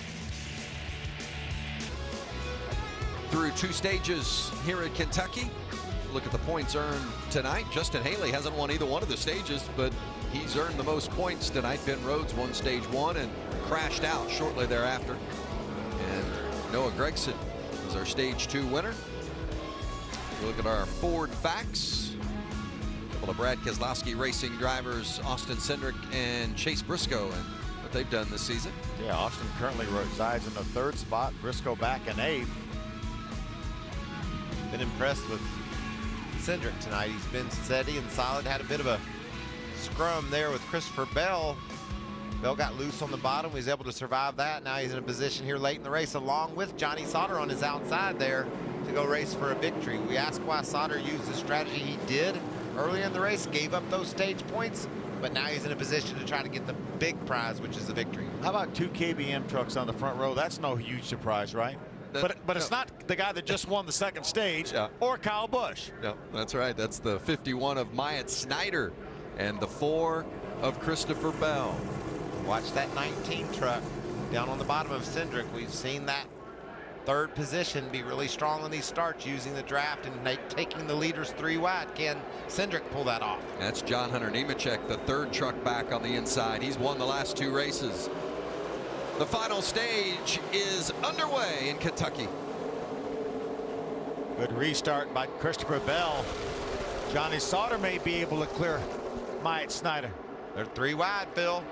Yep. Kaz on the high side. Austin in the middle. Tough break for Kaz. He got pushed up the hill because of the 3 wide battle behind him, and look at the spots he's going to lose. Look at the fan out in the backstretch as they scream into turn 3. Sauter and Snyder were side by side momentarily, and now Snyder scores the spot, and John Hunter Nemechek has got a mirror full of Austin Cindric, and now Gragson goes around. What a job. What a job by that young man hanging onto that truck. Don't tear the fender off of it. We talked about the racetrack being ultra smooth. Looked like maybe the apron wasn't quite as smooth. He got to bouncing down there and turned him sideways. Parker Kligerman with a little bit of damage as well. Gragson was running in the 5th spot. He had just won stage 2. See if we can see what happens. They're all diving to the bottom to get around Myatt Snyder, who didn't get a run off turn 4. Looked like maybe Gragson just too low and bounced up into the side of Cindric and around the 18 went. Yeah, it bottomed out, then the thing jumped up the hill into Cindric. They saw the spark come from underneath the 18 truck. Look at those guys just keeping their trucks straight and the gas down, trying to get around the outside of the spinning 18. Gragson never stopped driving it and got it pointed in the right direction. Watch him just get too low and bam. Watch him start bouncing. He just, the front tires weren't on the ground. That's why he jumped out into Austin Cindric's truck. Great job by Cody Coughlin in the yellow truck. You could see him just crowd up just enough to miss the spinning 18. Watch Coughlin in that Jegs truck.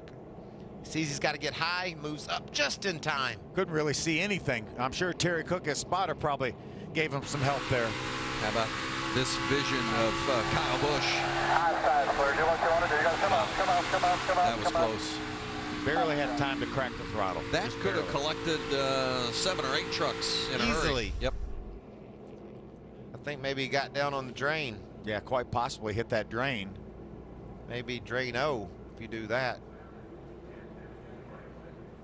Well, it could have been a lot worse for Gragson and others. We don't know how much damage is done to that truck, though, Vince. Maybe bent that splitter up. It'll be interesting to see. Remember what happened to Ben Rhodes, our stage 1 winner? Around in a crash on the restart, basically. And now the same thing with Gregson as he bottoms out on that drain in that area, and it just sends him right up into the side of Cindric and around. The 29 of Briscoe's right there. There's that close call from Kyle Busch, the 46 going by. Justin Haley in the 24. Coughlin, as you guys mentioned, in the 13. Just inches. Coughlin missed him by. And Matt Crafton could have been caught up in that one. And there's Regan Smith in pit lane with the hood up. Never a good sign. Engine's still running on that truck. Like they may be looking for a leak of some sort. Smith's still on the lead lap. We have 20 trucks on the lead lap. The last being Parker Kligerman, who I think got a little damage in that crash. When Cody Coughlin moved up the racetrack, may have made slight contact. Here comes Kligerman, that 75 truck off pit road now.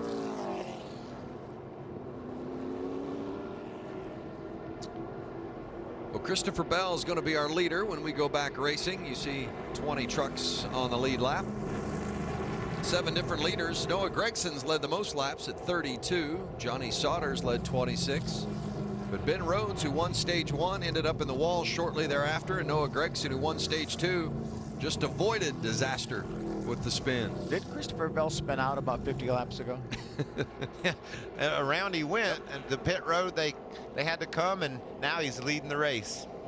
We talked early in the race, Phil, how fast that Ford truck was. He had one of the fastest trucks early on the go. He had a little bit of problem with a pit stop and then spun.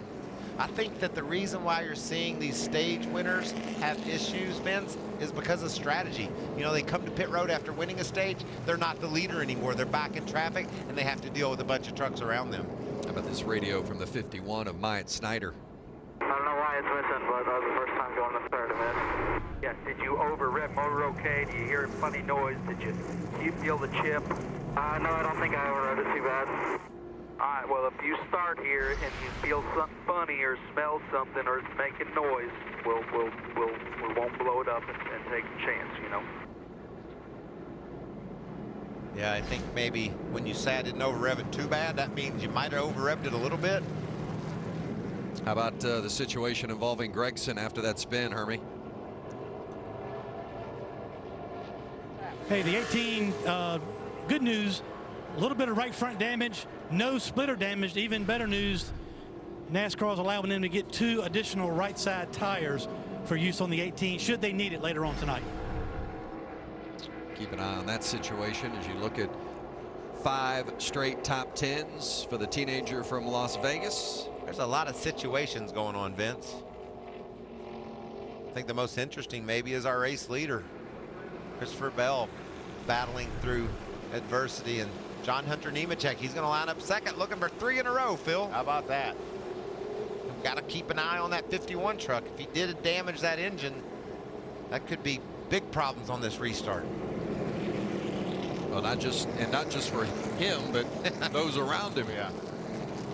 I'll tell you, after watching Kevin Harvick miss that gear at Pocono, and that thing ran the rest of the race without any problems and ran well, nothing surprises me anymore about how durable these engines are. Good look at Austin Cindric having another good run in the 4th spot. Had a couple of deaths up with Christopher Bell, though, and be interesting to see if those two get around one another, how courteous or uncourteous they may be to one another. Hermie? Just want to update. Spoke to the NASCAR official. The 18 truck will get 4 tires. All 4 tires were flat spotted, so the 18 will have 1 more set of tires brought to the pit box. And what NASCAR does in that situation, Vince, is if you only run a lap or so on your set of tires, they don't think it's any huge advantage for you to have another set, and so they'll give them to you. Now, if he ran 25 or 30 laps and that happened, they would not give him another set of tires. How about these two on the front row? Each has won twice this season. 2 of the bright young stars in the Truck Series. Christopher Bell inside, John Hunter Nemechek outside, and the green is waving again. Oh. Great jump for Bell. Very nice.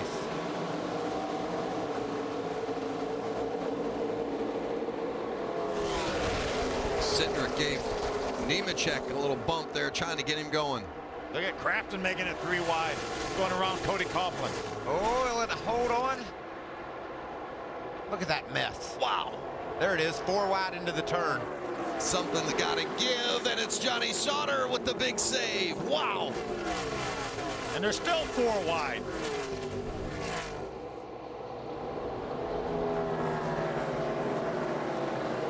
Sauter squeezing it in again.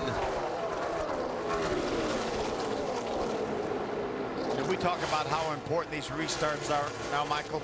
We never really talked that much about them 10, 15 years ago. They've become more important all the time because these trucks are so equally matched here. You have to make up ground when you can. Restarts is the easiest time. Yeah, and they double them up now, Phil. Back when we were race car drivers, we didn't have to worry about that. You got really fast trucks all over you. One of those trucks is Matt Crafton. Look at him up on the outside. Now shifts to the bottom. He's trying to get under Ryan Truex. Remember, he pitted 4 times after fixing damage on that lap 42 accident, and now he's already battled his way back into the top 10. Junior Joyner and that team's got the 88 fixed, and Crafton's on a mission. How about the 99 of Brandon Jones right behind Chase Briscoe? Remember, he got penalized for being in the wrong spot. Got the free pass, caught another caution. Here he is racing Chase Briscoe. Inside the top 10. Yeah, Briscoe had a handful of that wheel right there. Got loose, gathered it up, and secured the position. Just like Sauter did. He was sideways down the corner, hung on to it. It's amazing how they get a loose truck or they get in a situation and they never stop wheeling it. They're just driving it. Look at Sauter. You think a buddy would give a man a break, wouldn't you? Not gonna happen. Not gonna happen. Thought for sure Sauter was going around on that as Kaz Gralla bumped him from behind, and then not only did Sauter gather it up, but now look at him. Johnny Sauter working his way back toward the top 10. Wow, that was a great move by Johnny. Just passed both those trucks.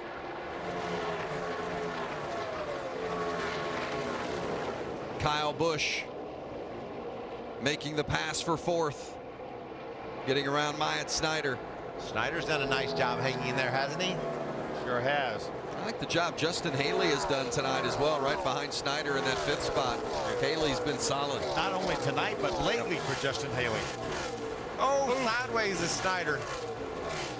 Does a nice job of saving it. Don't know if Justin made any contact or just pushed up near him and took some air off that rear spoiler. Crafton took advantage of him as well, getting around, and here comes Johnny Sauter. It'll take a while for Myatt to regain that momentum he lost there. Let's see if Johnny can make the move on the outside. Looks like he's going to go for it. And I think that tells you that these turns are getting better and better. Or maybe we're seeing some engine problems on that 51 truck. I saw a little bit of backfiring out of the pipes when he left turn 2 there. When he got out of the gas, I just thought that was him backing off. It looks like it's back up to speed now, but he lost a lot of ground. I remember we had that radio from him, the radio communication about missing a shift and wondering whether they over-revved it a little too much. You talked about it, Phil, though. Those engines under the hood are just so tough these days. A lot of RPM, a lot of speed, but they just keep on ticking. Snyder's fine from the engine at this point. Christopher Bell stretching it out a bit, but the 8 of John Hunter Nemechek is lurking, Hermie.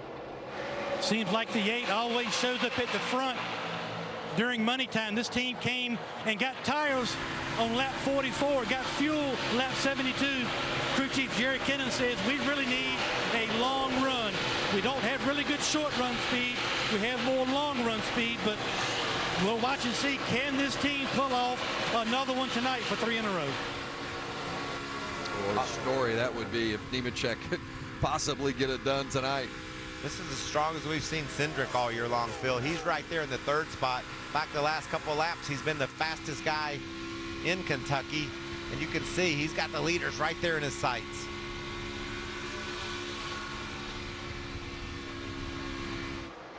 Less than 60 to go here at Kentucky. They're all chasing Christopher Bell.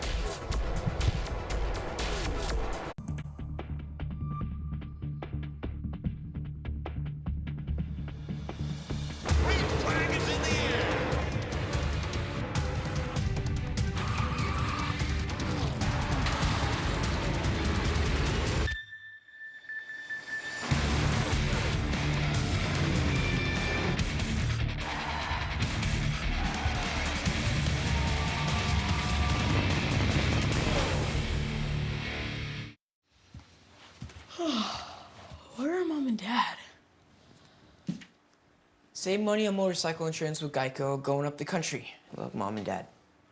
I'm taking a nap. Dude, you just woke up.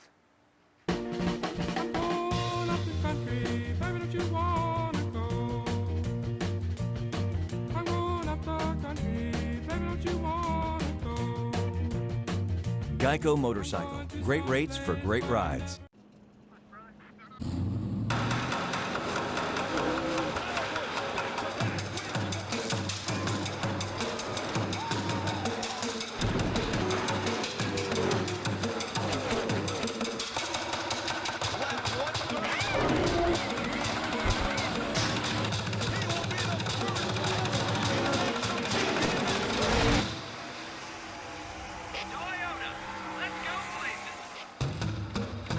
The end of the week. Work is over, school is out, and the wild ones come out to play. The green flag is out. Pups get a chance to dance with the big dogs. Oh, they're going at it. Roars from engines compete with roars of fans. And the stadium lights become a spotlight for one. Here he is, Johnny Sauter. It's truck season, America.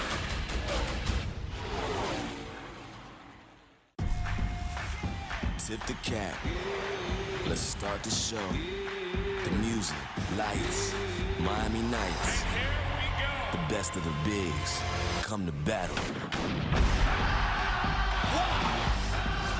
Unbelievable. What a night.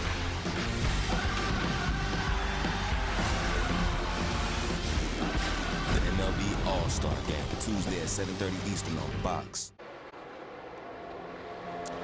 Welcome back to Kentucky Speedway, midnight in the east, and it has been a long day after a 3-hour rain delay. We are racing at Kentucky, and we're approaching 50 to go. And you saw it in the commercial break, the lead change. John Hunter Nemechek using the lap traffic to get around Christopher Bell.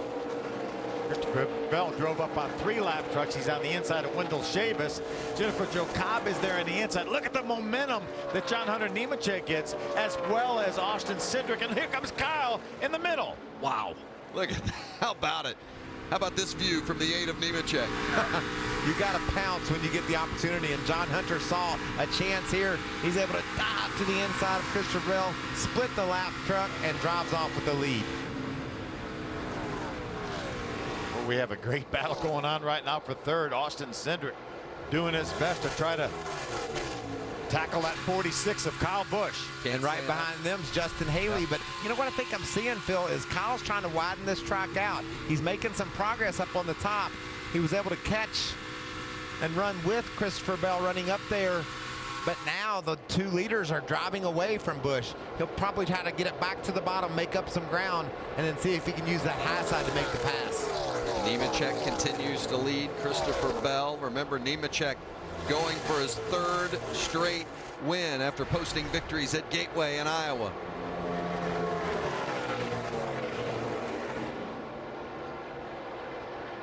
Bell, a 2-time winner this season on mile and a half, both of his victories.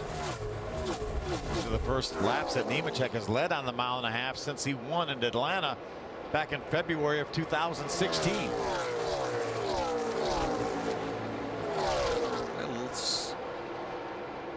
Matt Crafton inside the top 10, chasing Ryan Truex for 7th. Kayla? Yeah, Vincent still chasing his first win of the year as well. I had a chance to talk with this crew chief, Junior Joyner, earlier. He said, we've been working even harder the last couple of weeks. He said, I feel like I carry a lot of the success or failure of this team on my shoulders. He said, over the years, these mile and a half, though, they've been our sweet spot, but we have to get back to that. He said, this weekend, I've been more hands-on with the team. I've been a bigger cheerleader for the guys, and I have certainly heard him on the radio throughout the course of this race where they were making those multiple stops on pit road, keeping his team in the game, and now they're hoping that they can maybe get a win today, running the top 10 now, though, guys. And that 88 has been pretty sporty. I'm just wondering how much that damage on the front end of that Toyota has hampered his aero. Well, you can see the tape that they put on there to patch it, Vince, is coming apart. So sure, it's not helping anything. That's a sensitive area of these trucks. You really want that front downforce, especially, Phil, when you're riding along behind another truck. because you lose a lot of it anyway. Christopher Bell in second, keeping a close eye on that 8 of John Hunter Nemechek. Yeah, Bell's been able to stay right with Nemechek ever since he lost the lead in traffic. What about Nemechek? I mean, it's been 40-some laps since he had tires. I mean, that's amazing what this team's been able to do on those used tires. There you see the 99 of Jones down on the inside of Truex. Yeah, Crafton got past Truex for 7th, and Jones is looking to gain a spot as well on Ryan Truex. Tell you, that 99 of Brandon Jones has been spot on tonight. Scott Zipadelli's got that machine tuned up. Or Shane Huffman, I should say, not Scott Zipadelli. Zipadelli's on the 16, and he's in the same shot. Anyway. Shane Huffman finished, I think, a career best 5th here back in 2007 in the NASCAR Xfinity Series, driving for Junior Motorsports. So I like my crew chief to have a little bit of experience behind the wheel, huh? Yeah, absolutely. Talked to Shane, and he said we had a really good truck in race trim. They were like 4th and 6th in the 2 practices yesterday. What about Johnny Sauter rebounding, coming back at him? That's Austin Cindric. We're looking out the back window at Sauter, and Sauter's in the top 5. Yeah, Sauter got by his teammate Haley just a lap or so ago. Now he's chasing down Austin and really drives hard in on him. Impressed with the job that Austin Cindric has done tonight. Continuing another one of those drivers that's just continuing to get better and better as Myatt Snyder gets sideways. Hang on to it. Keep it up there. Keep it up there. Brakes, brakes, brakes, brakes, brakes, brakes. Okay, you're good. Get rolling. Had been running 11th. That's just great information from Brett Griffin, the spotter. Brakes, brakes, brakes. You really want to do some donuts after the race, not during. Drive it straight, man. But you know, Phil, your tendency is to keep driving it and not just lock it down. But Brett knows if you get the brakes on, then the other oncoming trucks have a chance to avoid you. They can see you stopping, they can get around you. Keep it rolling. Nobody knows where you're headed. And you could see when the 51, he had the brakes locked, but it was still sliding down the racetrack a little bit. So now 3 of the 4 KBM trucks have spun, and not a one of them's hit anything. Wow, that's just loose. Yeah, he got really, really loose. That's Austin Hill going around. Austin does an awesome job getting around the outside, as well as Parker Kligerman down on the inside. You can see right there, locked up, just like spotter Brett Griffin was saying. That slows the momentum. People are able to drive around. He just got loose getting down in turn 3. That's what a lot of people talked about was a trouble spot in this racetrack. You get loose down in 3, and then once you catch the banking, then you start getting tight. Around Myatt went.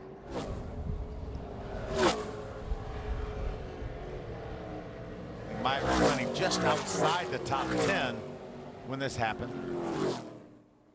Fortunate again that not only did he not hit anything, but no one else got into him, losing their vision in that smoke that's created by the spin, or the fact that they were just racing so closely. So anytime you can have an incident like that and no one gets damage, got to consider it a break. Yeah, pit road is closed right now, but when it opens, these guys will be in their window.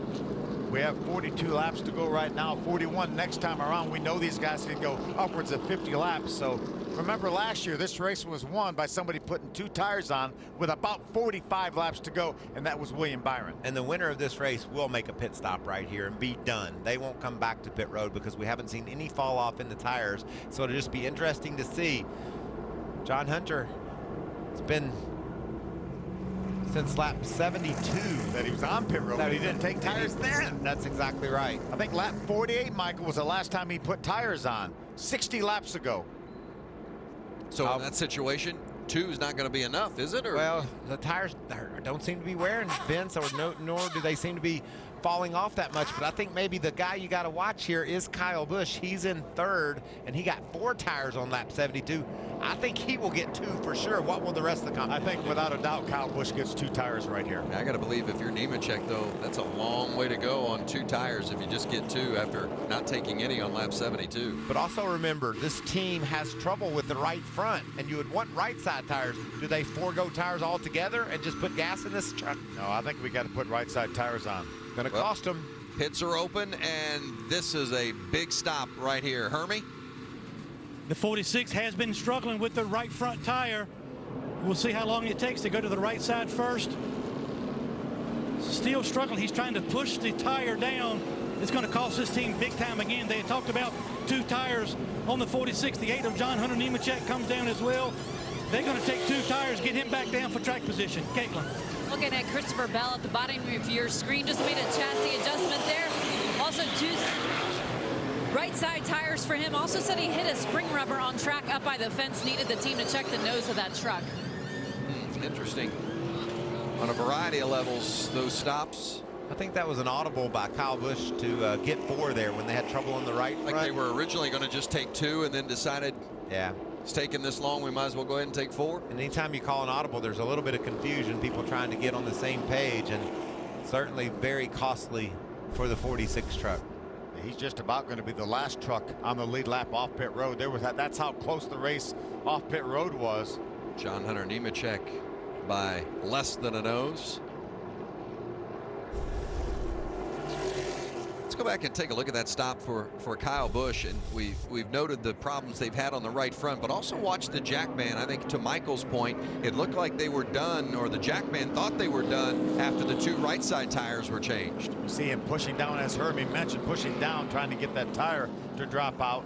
See, the Jackman just drops it. He thinks he's only going to do. I think you're exactly right. There was an audible, whether it was Kyle or Cody, his crew chief, that called the audible to go ahead and put 4 tires on. And remember, most of these guys on this crew, Kyle's late model crew, these are guys that work on his late model team, not regulars in the Truck Series or Xfinity or Cup. That's Eric Jones' pit crew, though, that's pitting Kyle today. Yeah, that's just a matter of a setup issue. The setup on the truck, the problem with the right front suspension is the reason why every one of his stops tonight have been above 20 seconds. Doesn't have anything to do with the crew, has everything to do with the truck. Hermie? Definitely a late decision to go with 4 tires on the 46. But here's the thing, guys. Before they came down to pit road, they had decided to take 2 left side tires. That was what the 46 was going to do prior to coming to pit road. They audible to 4 tires and lost an awful lot of track position. Thank you, Hermie. And also here in trouble with the 29, Chase Briscoe. Over the wall too soon. The work continues on Crafton. He was in the top 10. Not a lot of speed though, Phil. I think Junior Joyner, so we got to work on the body of this thing. Trying to clearance that right rear tire a little bit. You can see the black around the wheel opening where it's been rubbing a little bit. Chase Briscoe over the wall too soon for his crew. That will send him back to the back of the field. He rebounded from the back to the front once, but man, it's awful late now. He pitted from the 10th spot. We're going to be inside of 40 laps to go when we restart this race. It'll be 39 to go when they come by the line this time. Well, that track position so important. Can't afford to lose those spots at this stage of the race. You think these restarts have been crazy events? Wait till this next one. Well, it's the can't miss event of the summer, and it hits South Beach. It's baseball's biggest stars taking the field for the Major League Baseball All-Star Game. Coming your way Tuesday, 7:30 Eastern, only on Fox. What about Aaron Judge? Wow, the Yankees. 6'7". I mean, this guy's like a. What's he got? 29 homers small now? forward in the NBA. Yeah, 29 homers before the All-Star break. Something else. He can hit it everywhere. I mean, it goes out left, center, yeah, right. It just goes. All fields. Herbie. Okay, birthday boy, you guys got 2 right side tires, older, left sides than most of the field. Do you have enough to get the job done? I think we do. Clean air seems to be pretty big tonight, and which it is a lot of places, but we'll just have to see. So we're up front, and he's the man tonight, so we'll just see. A little bit of concern that he may have slid the left side tires coming into his pit box. Does that concern you at all? No, not now. I'm going to let it go. Gonna let it go. That's what happens when you got a couple wins under your belt. You know you're in good shape for the playoffs. A little bit of a skid there. I don't think that's going to hurt anything. No, just about 10 feet maybe is all he slid him. No, you can't be concerned now, right? I mean, nothing you can do about it, so no sense being concerned.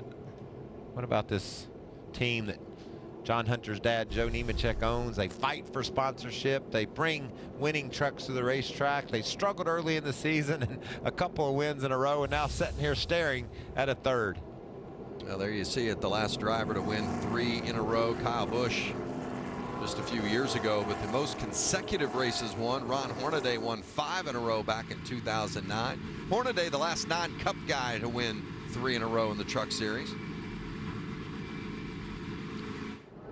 And there's the work on the 29 of Chase Briscoe. Serving that penalty and decided to do a little bit of maybe cosmetic work. Plenty of time here. Left rear, what's going on over there? Got a baseball bat, so he's probably clearancing the left rear tire a little bit. Man, that's been a good truck, huh? No practice on it. Said the last time they ran it, I think, was Homestead last fall, and brought it out this weekend. And people ask all the time, what are the backup trucks like that these teams carry? And you can tell right there, the backup trucks for these top teams are winning trucks. And I remember how good that truck was at Homestead. Buddy told us before the race that that was the same truck they raced at Homestead. That's the last time it was on the racetrack. What about Brandon Jones in a position to, on this restart, pounce on John Hunter Nemechek? And that's exactly what Jones has in mind. He wants to go 3 wide, take the inside, and try to take the lead here. Well, some of the drivers might be thinking about the track position here. You take the lead, you might be able to get that clean air and take it to the house and win this race with 38 to go. John Hunter Nemechek on the inside, Christopher Bell on the outside, back green at Kentucky.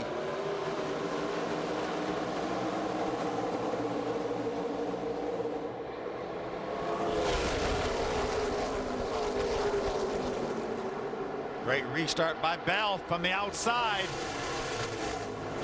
Can he make it stick? Watch that 99 looking to the bottom. Brandon Jones for second while Bell takes the lead. Oh, and a big crash. Truex involved. Kaz Grala also involved. We got it. Both these guys having such a great run. It's just so dicey on these restarts. So Ryan Truex and Kaz Grala. Those trucks are total bents. The restarts, when you got to get it. You got to get your spots, but also that makes it the most dangerous, the most likely time for you to get together with another. Yeah, I'm surprised we haven't had more of these incidents on these restarts. Me too. You saw the battle up front. Brandon Jones dove inside of John Hunter and got that second position. 18 truck ran me straight up the racetrack. I know where to go. Sorry. There's the radio communication, and let's get a better look at what happened. Truex in the 16 and the 33 is Kaz Grala. Wow, Kaz just had a great run on the inside of the 02 of Austin Hill, and the door was shut. Kaz out of control. Truex, unfortunately, just a victim. You can see right there. Another case that looked a whole lot like Ben Rhodes' crash. You know, you commit to trying to fire down in there, and when someone shuts the door, it's too late to back out. And like that Rhodes incident that collected Infinger, this incident for Grala collected Ryan Truex. Tough break for Truex. Been having such a good season. That's 2 tough breaks in a row. Lost an engine at Iowa. And look just ahead of those guys crashing. You saw Kyle Busch and Austin Hill make some contact. So Busch, after that rough pit stops inside the top 10, but he nearly got taken out there as well. 51 of Myatt Snyder will get the free pass. Take a look at it from the view of Kyle Busch. That was Kaz down to his inside. You see Austin Hill to 0-2.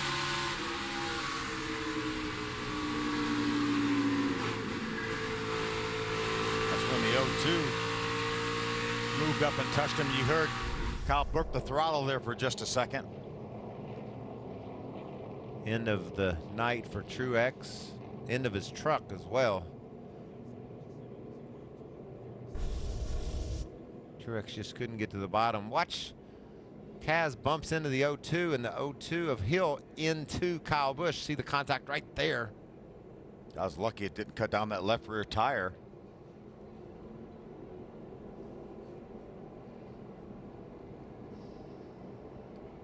up in the air for Truex in that 16 truck as he rode the side with Gralla. There's Kaz's tore up number 33 climbing out there. Saw Gralla getting out. Of course, Gralla's already got a win this season, so he's secure for the playoffs, but Ryan Truex was the first guy on the outside of the cut line coming into this race, so a tough break for Truex. You see him talking with the medical personnel. He will take the mandatory ride to the infield care center. As will Kaz Gralla. Time you're involved in an accident. I was down in the garage, Phil, looking at both the 16 truck of Truex and Gralla just coincidentally, and they look like brand new trucks, just state of the art, the latest and greatest of technology that these teams can bring to the racetrack. And just to see them slid into the outside wall like that, then you know that that truck won't race again. Well, Christopher Bell sits up front. Let's get the thoughts of his crew chief with Caitlin. Yeah, just 34 laps to go. Rudy, how are these restarts kind of affecting your team, or how's Christopher doing on them? And you think you got a truck that can maintain this lead here to the end? Yeah, our Tundra's been really good. You know, he's been really good on the restarts. So I think we're going to hold up fine. You know, it's obviously we'll see how many cautions we get. Hopefully we get a little green flag race, and I think we're going to be good. You know, we got caught up in the lap trucks last time, and it caused a issue. But I think we got the truck to beat. Thank you. Well, and Rudy Fugle was the crew chief of last year's winner here at Kentucky. William Byron drove it to victory lane. And here's how Bell got that lead. The battle with Nemechek in that 8 and the 99 of Brandon Jones. I think Brandon said, "I'm coming in there, John Hunter, just watch out." Oh, look at there. Rudy's driving that thing. He's helping him drive that truck. Well, we talk about the restarts, Phil, and look who's there in the 3rd spot. Watch John Hunter in that 8. We talked to his crew chief, Jerry Kennan, birthday boy. He said, "Nah, I'm not bringing him back in over a little sliding in the pit. We're all set. We got what we've got here to the finish." Be interesting to watch how aggressive John Hunter is on this start. Can he grab the lead back? Get back up front. I think he was smart backing off when they got to turn 3 when the 99 of Brandon Jones pulled to his inside. That was a real compromising position he was in. He backed off, and now he has an opportunity maybe to do something on this restart. Yes, he does, and he can also put Jones in a compromising position, return the favor, because if he goes 3 wide, Jones will be out on the outside. So the pace vehicle will pull off. Christopher Bell and Brandon Jones will bring him to the green. When they take the green, there will be 32 laps to go. Well, that 4 truck really launches, doesn't it? Look at Kyle down on the apron of the racetrack, getting underneath Kligerman. Time to go for the 46 of Kyle Busch. Look at Crafton wide and handsome running around trucks. That outside groove's starting to work. Fanning out, but Bell still in front. Nemechek trying to poke his nose in there for a second. How about the 3 wide behind the lead pack? I don't know if it's going to work down there for Crafton this time. I love what I'm seeing. He's blowing up dust and going for it. Junior Joyner had that truck on pit road working on it, and Matt says, "I got to go." We got Noah Gregson on the bottom of 3 wide here underneath Kligerman. That's the 13 of Cody Coughlin on the outside as Gregson slips by for position. Wow, look at Brandon Jones really heating up. Christopher Bell for the lead. The draft is so important here, though. Guy in second, if he gets a decent run off the corner, that drafter will just suck him right up to that front truck. Brandon Jones, 3rd in the last race at Iowa. Doesn't run full-time in the Truck Series this year. He's full-time in the Xfinity Series, but certainly capable of getting the job done. Crew Chief Shane Huffman is giving him a good piece, and he is chasing the leader, Christopher Bell, with 30 to go. See that draft pull him up there. Yeah, and I think Bell's trying to move to the low side field to break the draft, but Jones is having none of that. He's pulling right up to our leader, Christopher Bell.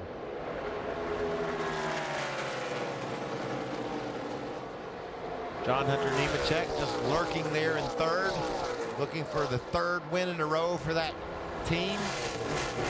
Haley doing a nice job maintaining the 4th spot, and then Kyle Busch, the first guy with 4 tires, is in 5th.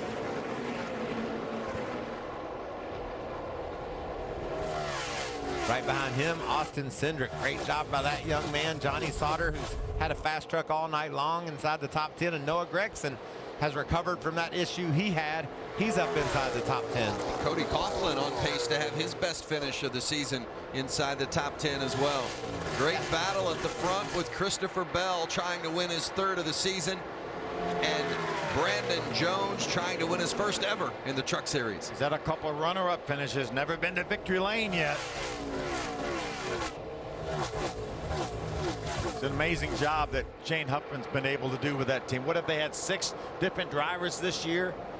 They had top 10 finishes out of Ty Dillon, Austin Dillon, Brandon Jones. Look at Johnny, that's Kyle Busch up on the outside.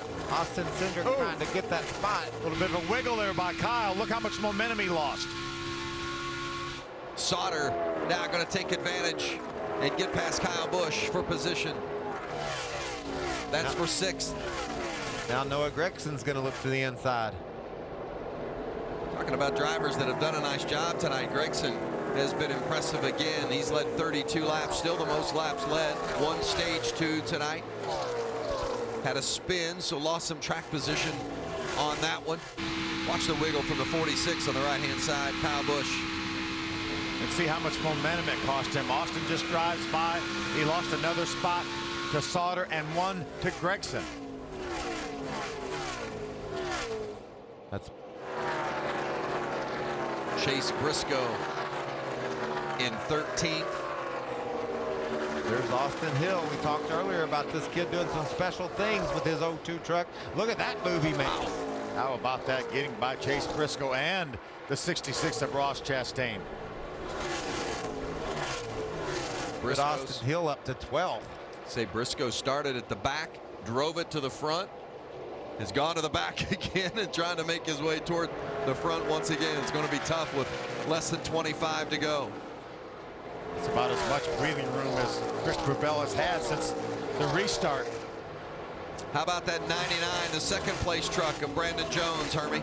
Yeah, we documented the last couple races, Vince, how this race team sat out Gateway, worked on their equipment, got it better. We're good at Iowa. They're good here. They took 2 tires the last stop. I just asked crew chief Shane Huffman, how much have you had to adjust this truck? He said, haven't done a whole lot with it.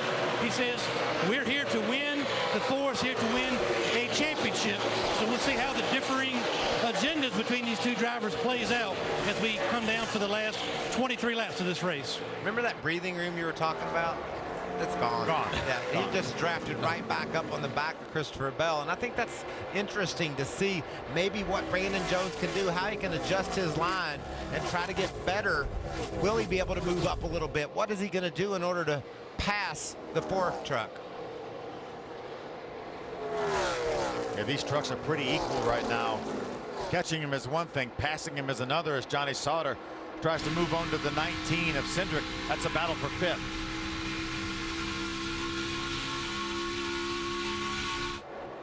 Kyle Busch around Gregson for 7th.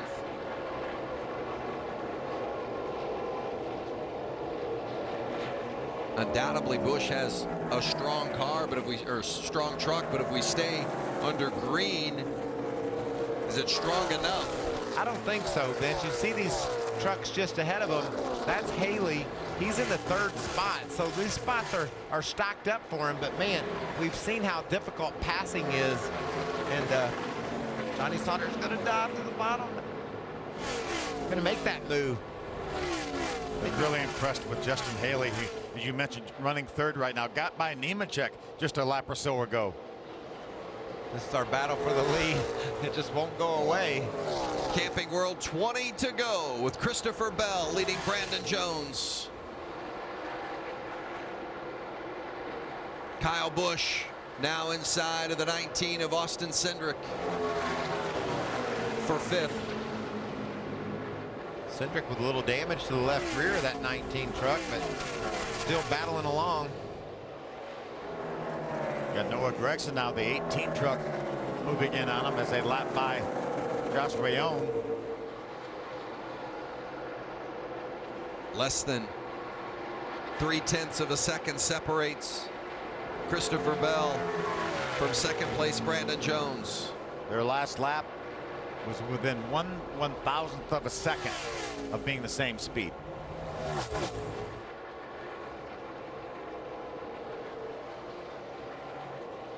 The 33 driver Kaz Grala, the 16 pilot Ryan Truex, both checked and released from the infield care center. You know, I think what Jones would like to do, Phil, is just get close enough to maybe put a little air on that tailgate of the Ford truck and trying to get him a little bit loose, but just closing that gap is so difficult.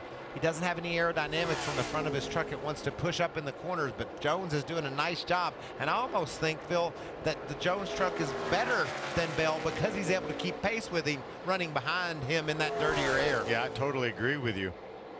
Is there a particular spot on the track that's better to make that move for the lead? Check that out. Nice battles all the way throughout the field. You can see Briscoe loose on the bottom. That's the 13 of Cody Coughlin. They're running in the 12th and 13th positions. I think off turn 4, Vince, you know, you're going to be slipping and sliding a little bit down in turn 4. Widens out a little bit as well. And you can see that's just where we've seen a lot of action. Looks like that's where Brandon Jones is able to make a little ground. Maybe the 4 of Christopher Bell is a little bit better in 1 and 2. And I think if I'm driving the 99 truck, maybe when Bell makes all those moves to the bottom to break the draft, I let him do that. Maybe it messes up the angle of his entry into turn 3, and I'm able to take advantage of it off turn 4. And that's the spot right there that you're talking about as they come off turn 4 and head toward the start-finish line. 15 laps to go as John Hunter Nemechek has some right side damage. A lot of right side damage. Yeah, that'll blow a tire. He's going to have to come to pit road. Stay up here. Nemechek was running 4th at the time, and his shot of winning a 3rd straight race is going down. Ow. Yeah, he's going to come to pit road, it looks like. It's got a little bit wide. You see him get a little bit sideways, chasing it up the hill, getting the loose stuff there. It's pretty significant contact against the safer barrier. Inside here, inside. Such a helpless feeling hearing those tires squilling. The view from Kyle Busch.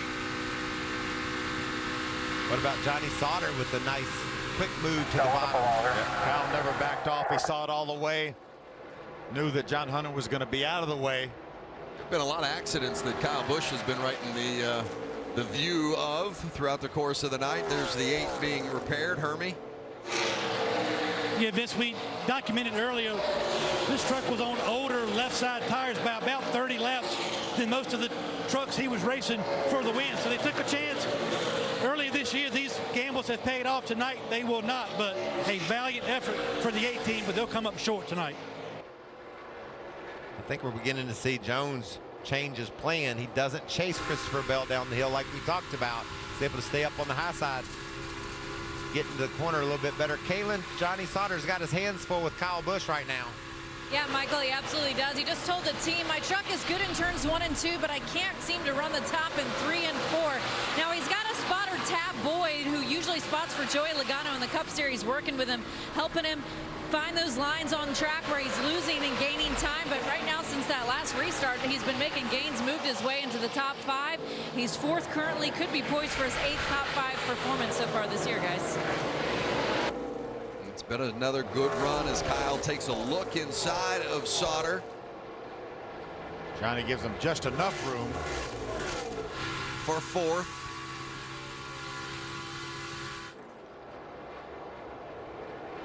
Johnny's going to give that spot away. Looks like Kyle's truck is coming around. We saw him fade a little bit. Saw him get loose 2 or 3 spots when he got loose, lost his momentum. Now he's making his way back.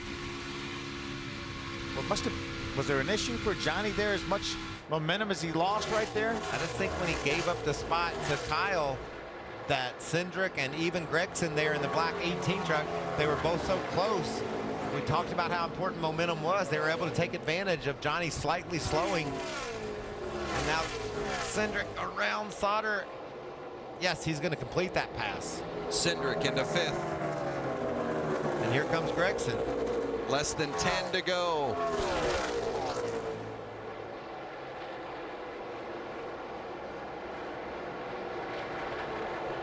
Working, bud. They're worried, man.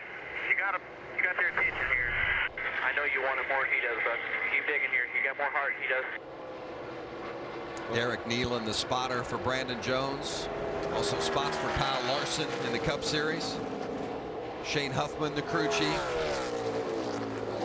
Hey, in 6 of our 9 races this season, the final lead change has occurred in the last 7 laps. When they come around this time, there will be 7 to go. You see Jones, he just stays out next to that outside wall. You move around all you want. I know if I'm going to win this race, I'm going to have to get a good run off the corner, not into it. And I think that's what Jones is focused on. Well, catching Christopher Bell is one thing, but getting around him, that's going to be a different kind of challenge. Bell, I think, is strong enough, it looks like at this point, unless he runs into some traffic, I think it's going to be really hard on Brandon Jones to catch him. Yeah, there's some traffic that lies ahead, though, Vince. That could be the difference maker. Yeah, Christopher's going to have to be perfect, cannot make a mistake. He does. Brandon Jones is there. And we saw earlier in the race, Bell got into that traffic when John Hunter Nemechek got around him for the lead. Look at the runs that Jones is able to make.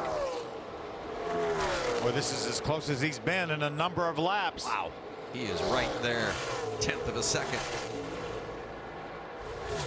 Oh, a good run off turn 2. Bell goes to the bottom to block. Happer's going to be bottom here on exit. And here's that traffic, that lap traffic we were talking about. Oh, and not a great turn 3 and 4 by Jones. Wide. He slipped up, and look at all the ground he loses. 5 laps remaining at Kentucky. Christopher Bell in the lead, trying to win for the 3rd time this season. Brandon Jones trying to win his first ever in the Truck Series, chasing him. Lap truck's doing a nice job of getting out of the way of the 2 leaders here. Yeah, I think Jones knew that was an opportunity, tried to run through 3 and 4 hard to take advantage of the lap trucks and missed the corner a bit. On the left side of your screen, the battle for 3rd. That's Justin Haley in the 24. He's got 3rd. Kyle Busch chasing him for 4th.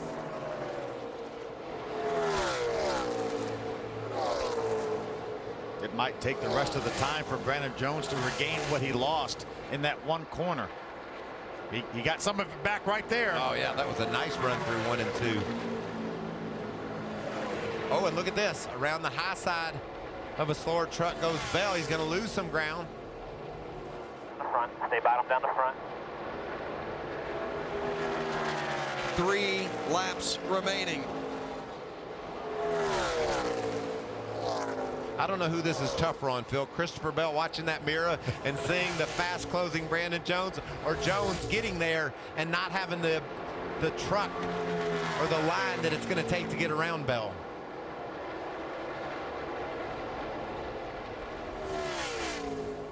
Well, he sure can't fault the effort, though. Good corner for Brandon Jones right there. Watch him again. 2 to go.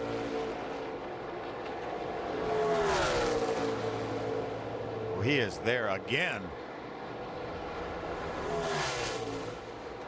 This is a great race. A couple of guys with everything on the line, going as hard as they can go.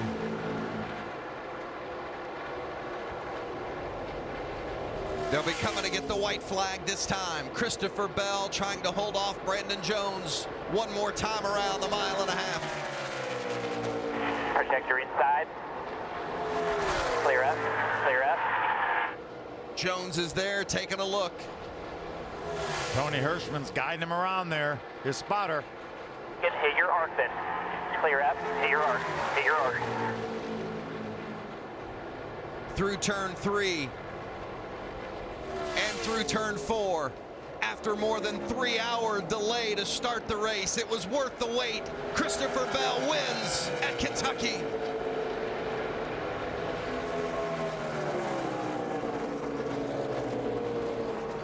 Thank you, guys. Hell yeah. That's right. Brandon Jones 2nd, and how about Justin Haley bringing it home 3rd? But Christopher Bell wins for the 5th time in his career and the 3rd time this season. All 3 of his wins on the 1.5 mile tracks. A couple more great stories in the top 5, Vince. Austin Cindric with the 4th place finish, and then Noah Gregson rallied from that spin up to the 5th spot. They both got around Kyle Busch late. And from the back also, Parker Kligerman up to the 7th spot. Yeah, great run for Parker. Matt Crafton salvages an 8th place finish. Cody Coughlin, engine let go, coming through 1 and 2 on the last lap. I think he was running 11th. He's going to end up finishing 15th. 11th break. Tied his career best as well. For Christopher Bell, spin and win. Spun earlier in the race, gathered it up, didn't make any contact fortunately, and recovered to drive it back to the front and win for the 3rd time this season. Caitlin is with his crew chief. Yeah, Vince, and well, Christopher told me they persevered from the very beginning when you unloaded. It was a tough practice day for you. How were you guys able to just work through this weekend and find yourselves once again in victory?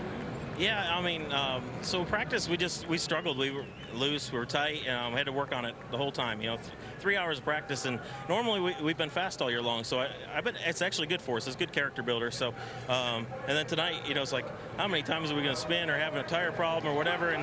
But we recovered, and man, it's fun to win. So, but I got my grandmother passed away this week, and they laid her to rest today. So the Fugel family and that's still awake is hurting today. So I gotta say hi to them. I wish I could be there, and I love them all and love my grandma. So thanks. Thank you. Congratulations. It's amazing what victory means to different folks, you know? Yeah.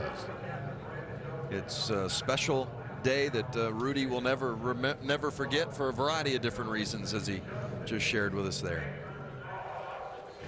And Christopher Bell won't forget it either. He's the winner for the 3rd time this season. Bell wins at Kentucky. Thank you, Kevin, and welcome to the eBay Motors post-race show. Kentucky Motor Speedway, where Christopher Bell has survived and won. It was worth the wait. For more than 3 hours of a rain delay. Once we got started, no interruptions, and it was a good one. 2nd place, gave it a heck of a run. Brandon Jones is with Hermie. Yeah, Vince, big time effort for this race team. Brandon, when you get up front, you and the 4, when your trucks are so evenly matched, what can you do? What are your options inside the truck to try to disturb that air and get a shot to go to victory lane? I was trying everything I knew pretty much to do in there, but first off, thanks to Shigo for coming on board for another race this weekend. Had a shot to win, and I felt like, and there was just so many things I was trying to do, trying to keep Bear on the fender, trying not to follow his runs down the hill. I know he was mirror driving me, had to have been, because the way he was pulling back up on us. So just trying to play mind games with him, really trying to trick him out some, but he had a hot rod as well tonight. So it was an evenly matched deal. I just needed to be out front, I think, to be able to do it. I think we would have pulled away just like they did. That's Brandon Jones, an impressive 2nd place finish tonight, Vince. Indeed. And how about the night for Christopher Bell? Led 54 laps all told tonight, but it wasn't without incident. Well, that's for sure. Had a lug nut that fell down on the brake rotor there. Had to take the tire back off. And how about a track position? And how about a spin? Yeah, why not? We just tried to take it 3 wide in turn 3. We saw other drivers do that and have to pay the price for it by crashing. And look, caught in heavy traffic there. Look at all those trucks coming. Kyle Busch goes 3 wide. Bell's able to hang on the outside. And that's the final restart that got him the lead, and he led the rest of the way there. Just narrowly beats that 99 of Brandon Jones. A lot of pressure from Jones, and Bell was cool under that pressure and able to get to victory lane. He earned it tonight. Let's go to victory lane for Christopher Bell. And Christopher is climbing out of that winning Ford truck, and his team from Kyle Busch Motorsports is here to greet him on a very exciting victory lane for Christopher Bell and the 4 team. Telling me before the race, you had to beat getting a kiss and hug from his girlfriend, had to beat the boss man to get the win today. You did just that. How rewarding is this one, Christopher? This is pretty special, man. This was a extremely tough race for me. We had our ups and downs there, and through practice yesterday, just practice didn't really go smooth, but we had such a good Toyota Tundra that I knew I knew if the right circumstances came up, we could do it, and Rudy did a great job on top of the pit box, just getting me track position after I made a mistake there and spun out. But just really glad to be here, really thankful for all the guys at TRD. Everyone at Kyle Busch Motorsports, man, they build such fast Tundras. It's a pleasure to drive them. Our Joe Gibbs engines are flawless, and I think that showed today. Nice job. Enjoy it. Christopher Bell, a 3-time winner so far this year, guys. Total team effort, no doubt about it. As you look at the point standings as we currently sit with Christopher Bell and those 3 wins. John Hunter Nemechek, the only other multiple-time winner that's championship eligible. Yeah, Christopher Bell racking up some more playoff points. And how about that final playoff spot available? Grant Enfinger currently has it, but only 1 point separates the guy that's in and the guy that's out. What a great run for Justin Haley tonight. Finished 3rd, Hermie. Career best for Justin, and we were speaking before we came on the air live how difficult it is to pass when you get up to speed. That makes the restarts even that much more important. What was the key to you getting this solid finish tonight? Yeah, you know, I told Kevin Belcourt, my crew chief, that we needed to be a little tighter after we ran at Texas. So we snugged it up a little bit for tonight, and we could really race there on the restart. So the old Fraternal Order of Eagles GMS Fabrication Chevy was very fast tonight, and you know, thankful to have a 3rd place run. That's Justin Haley. He's 3rd tonight, Vince. Yeah, well done. Absolutely. Very strong effort for Haley and company. Hey, don't forget, join us next time out, July 19th. The Camping World Truck Series resumes at Eldora. Coverage begins at 9 Eastern. Remember, it's the Fox Business Network. Tomorrow, racing continues on NBCSN, 8 o'clock Eastern for the Xfinity Series. Monster Energy Cup Series racing Saturday night at 7:30 Eastern. Up next, stay with us, FS1. It's Major League Baseball Whip Around.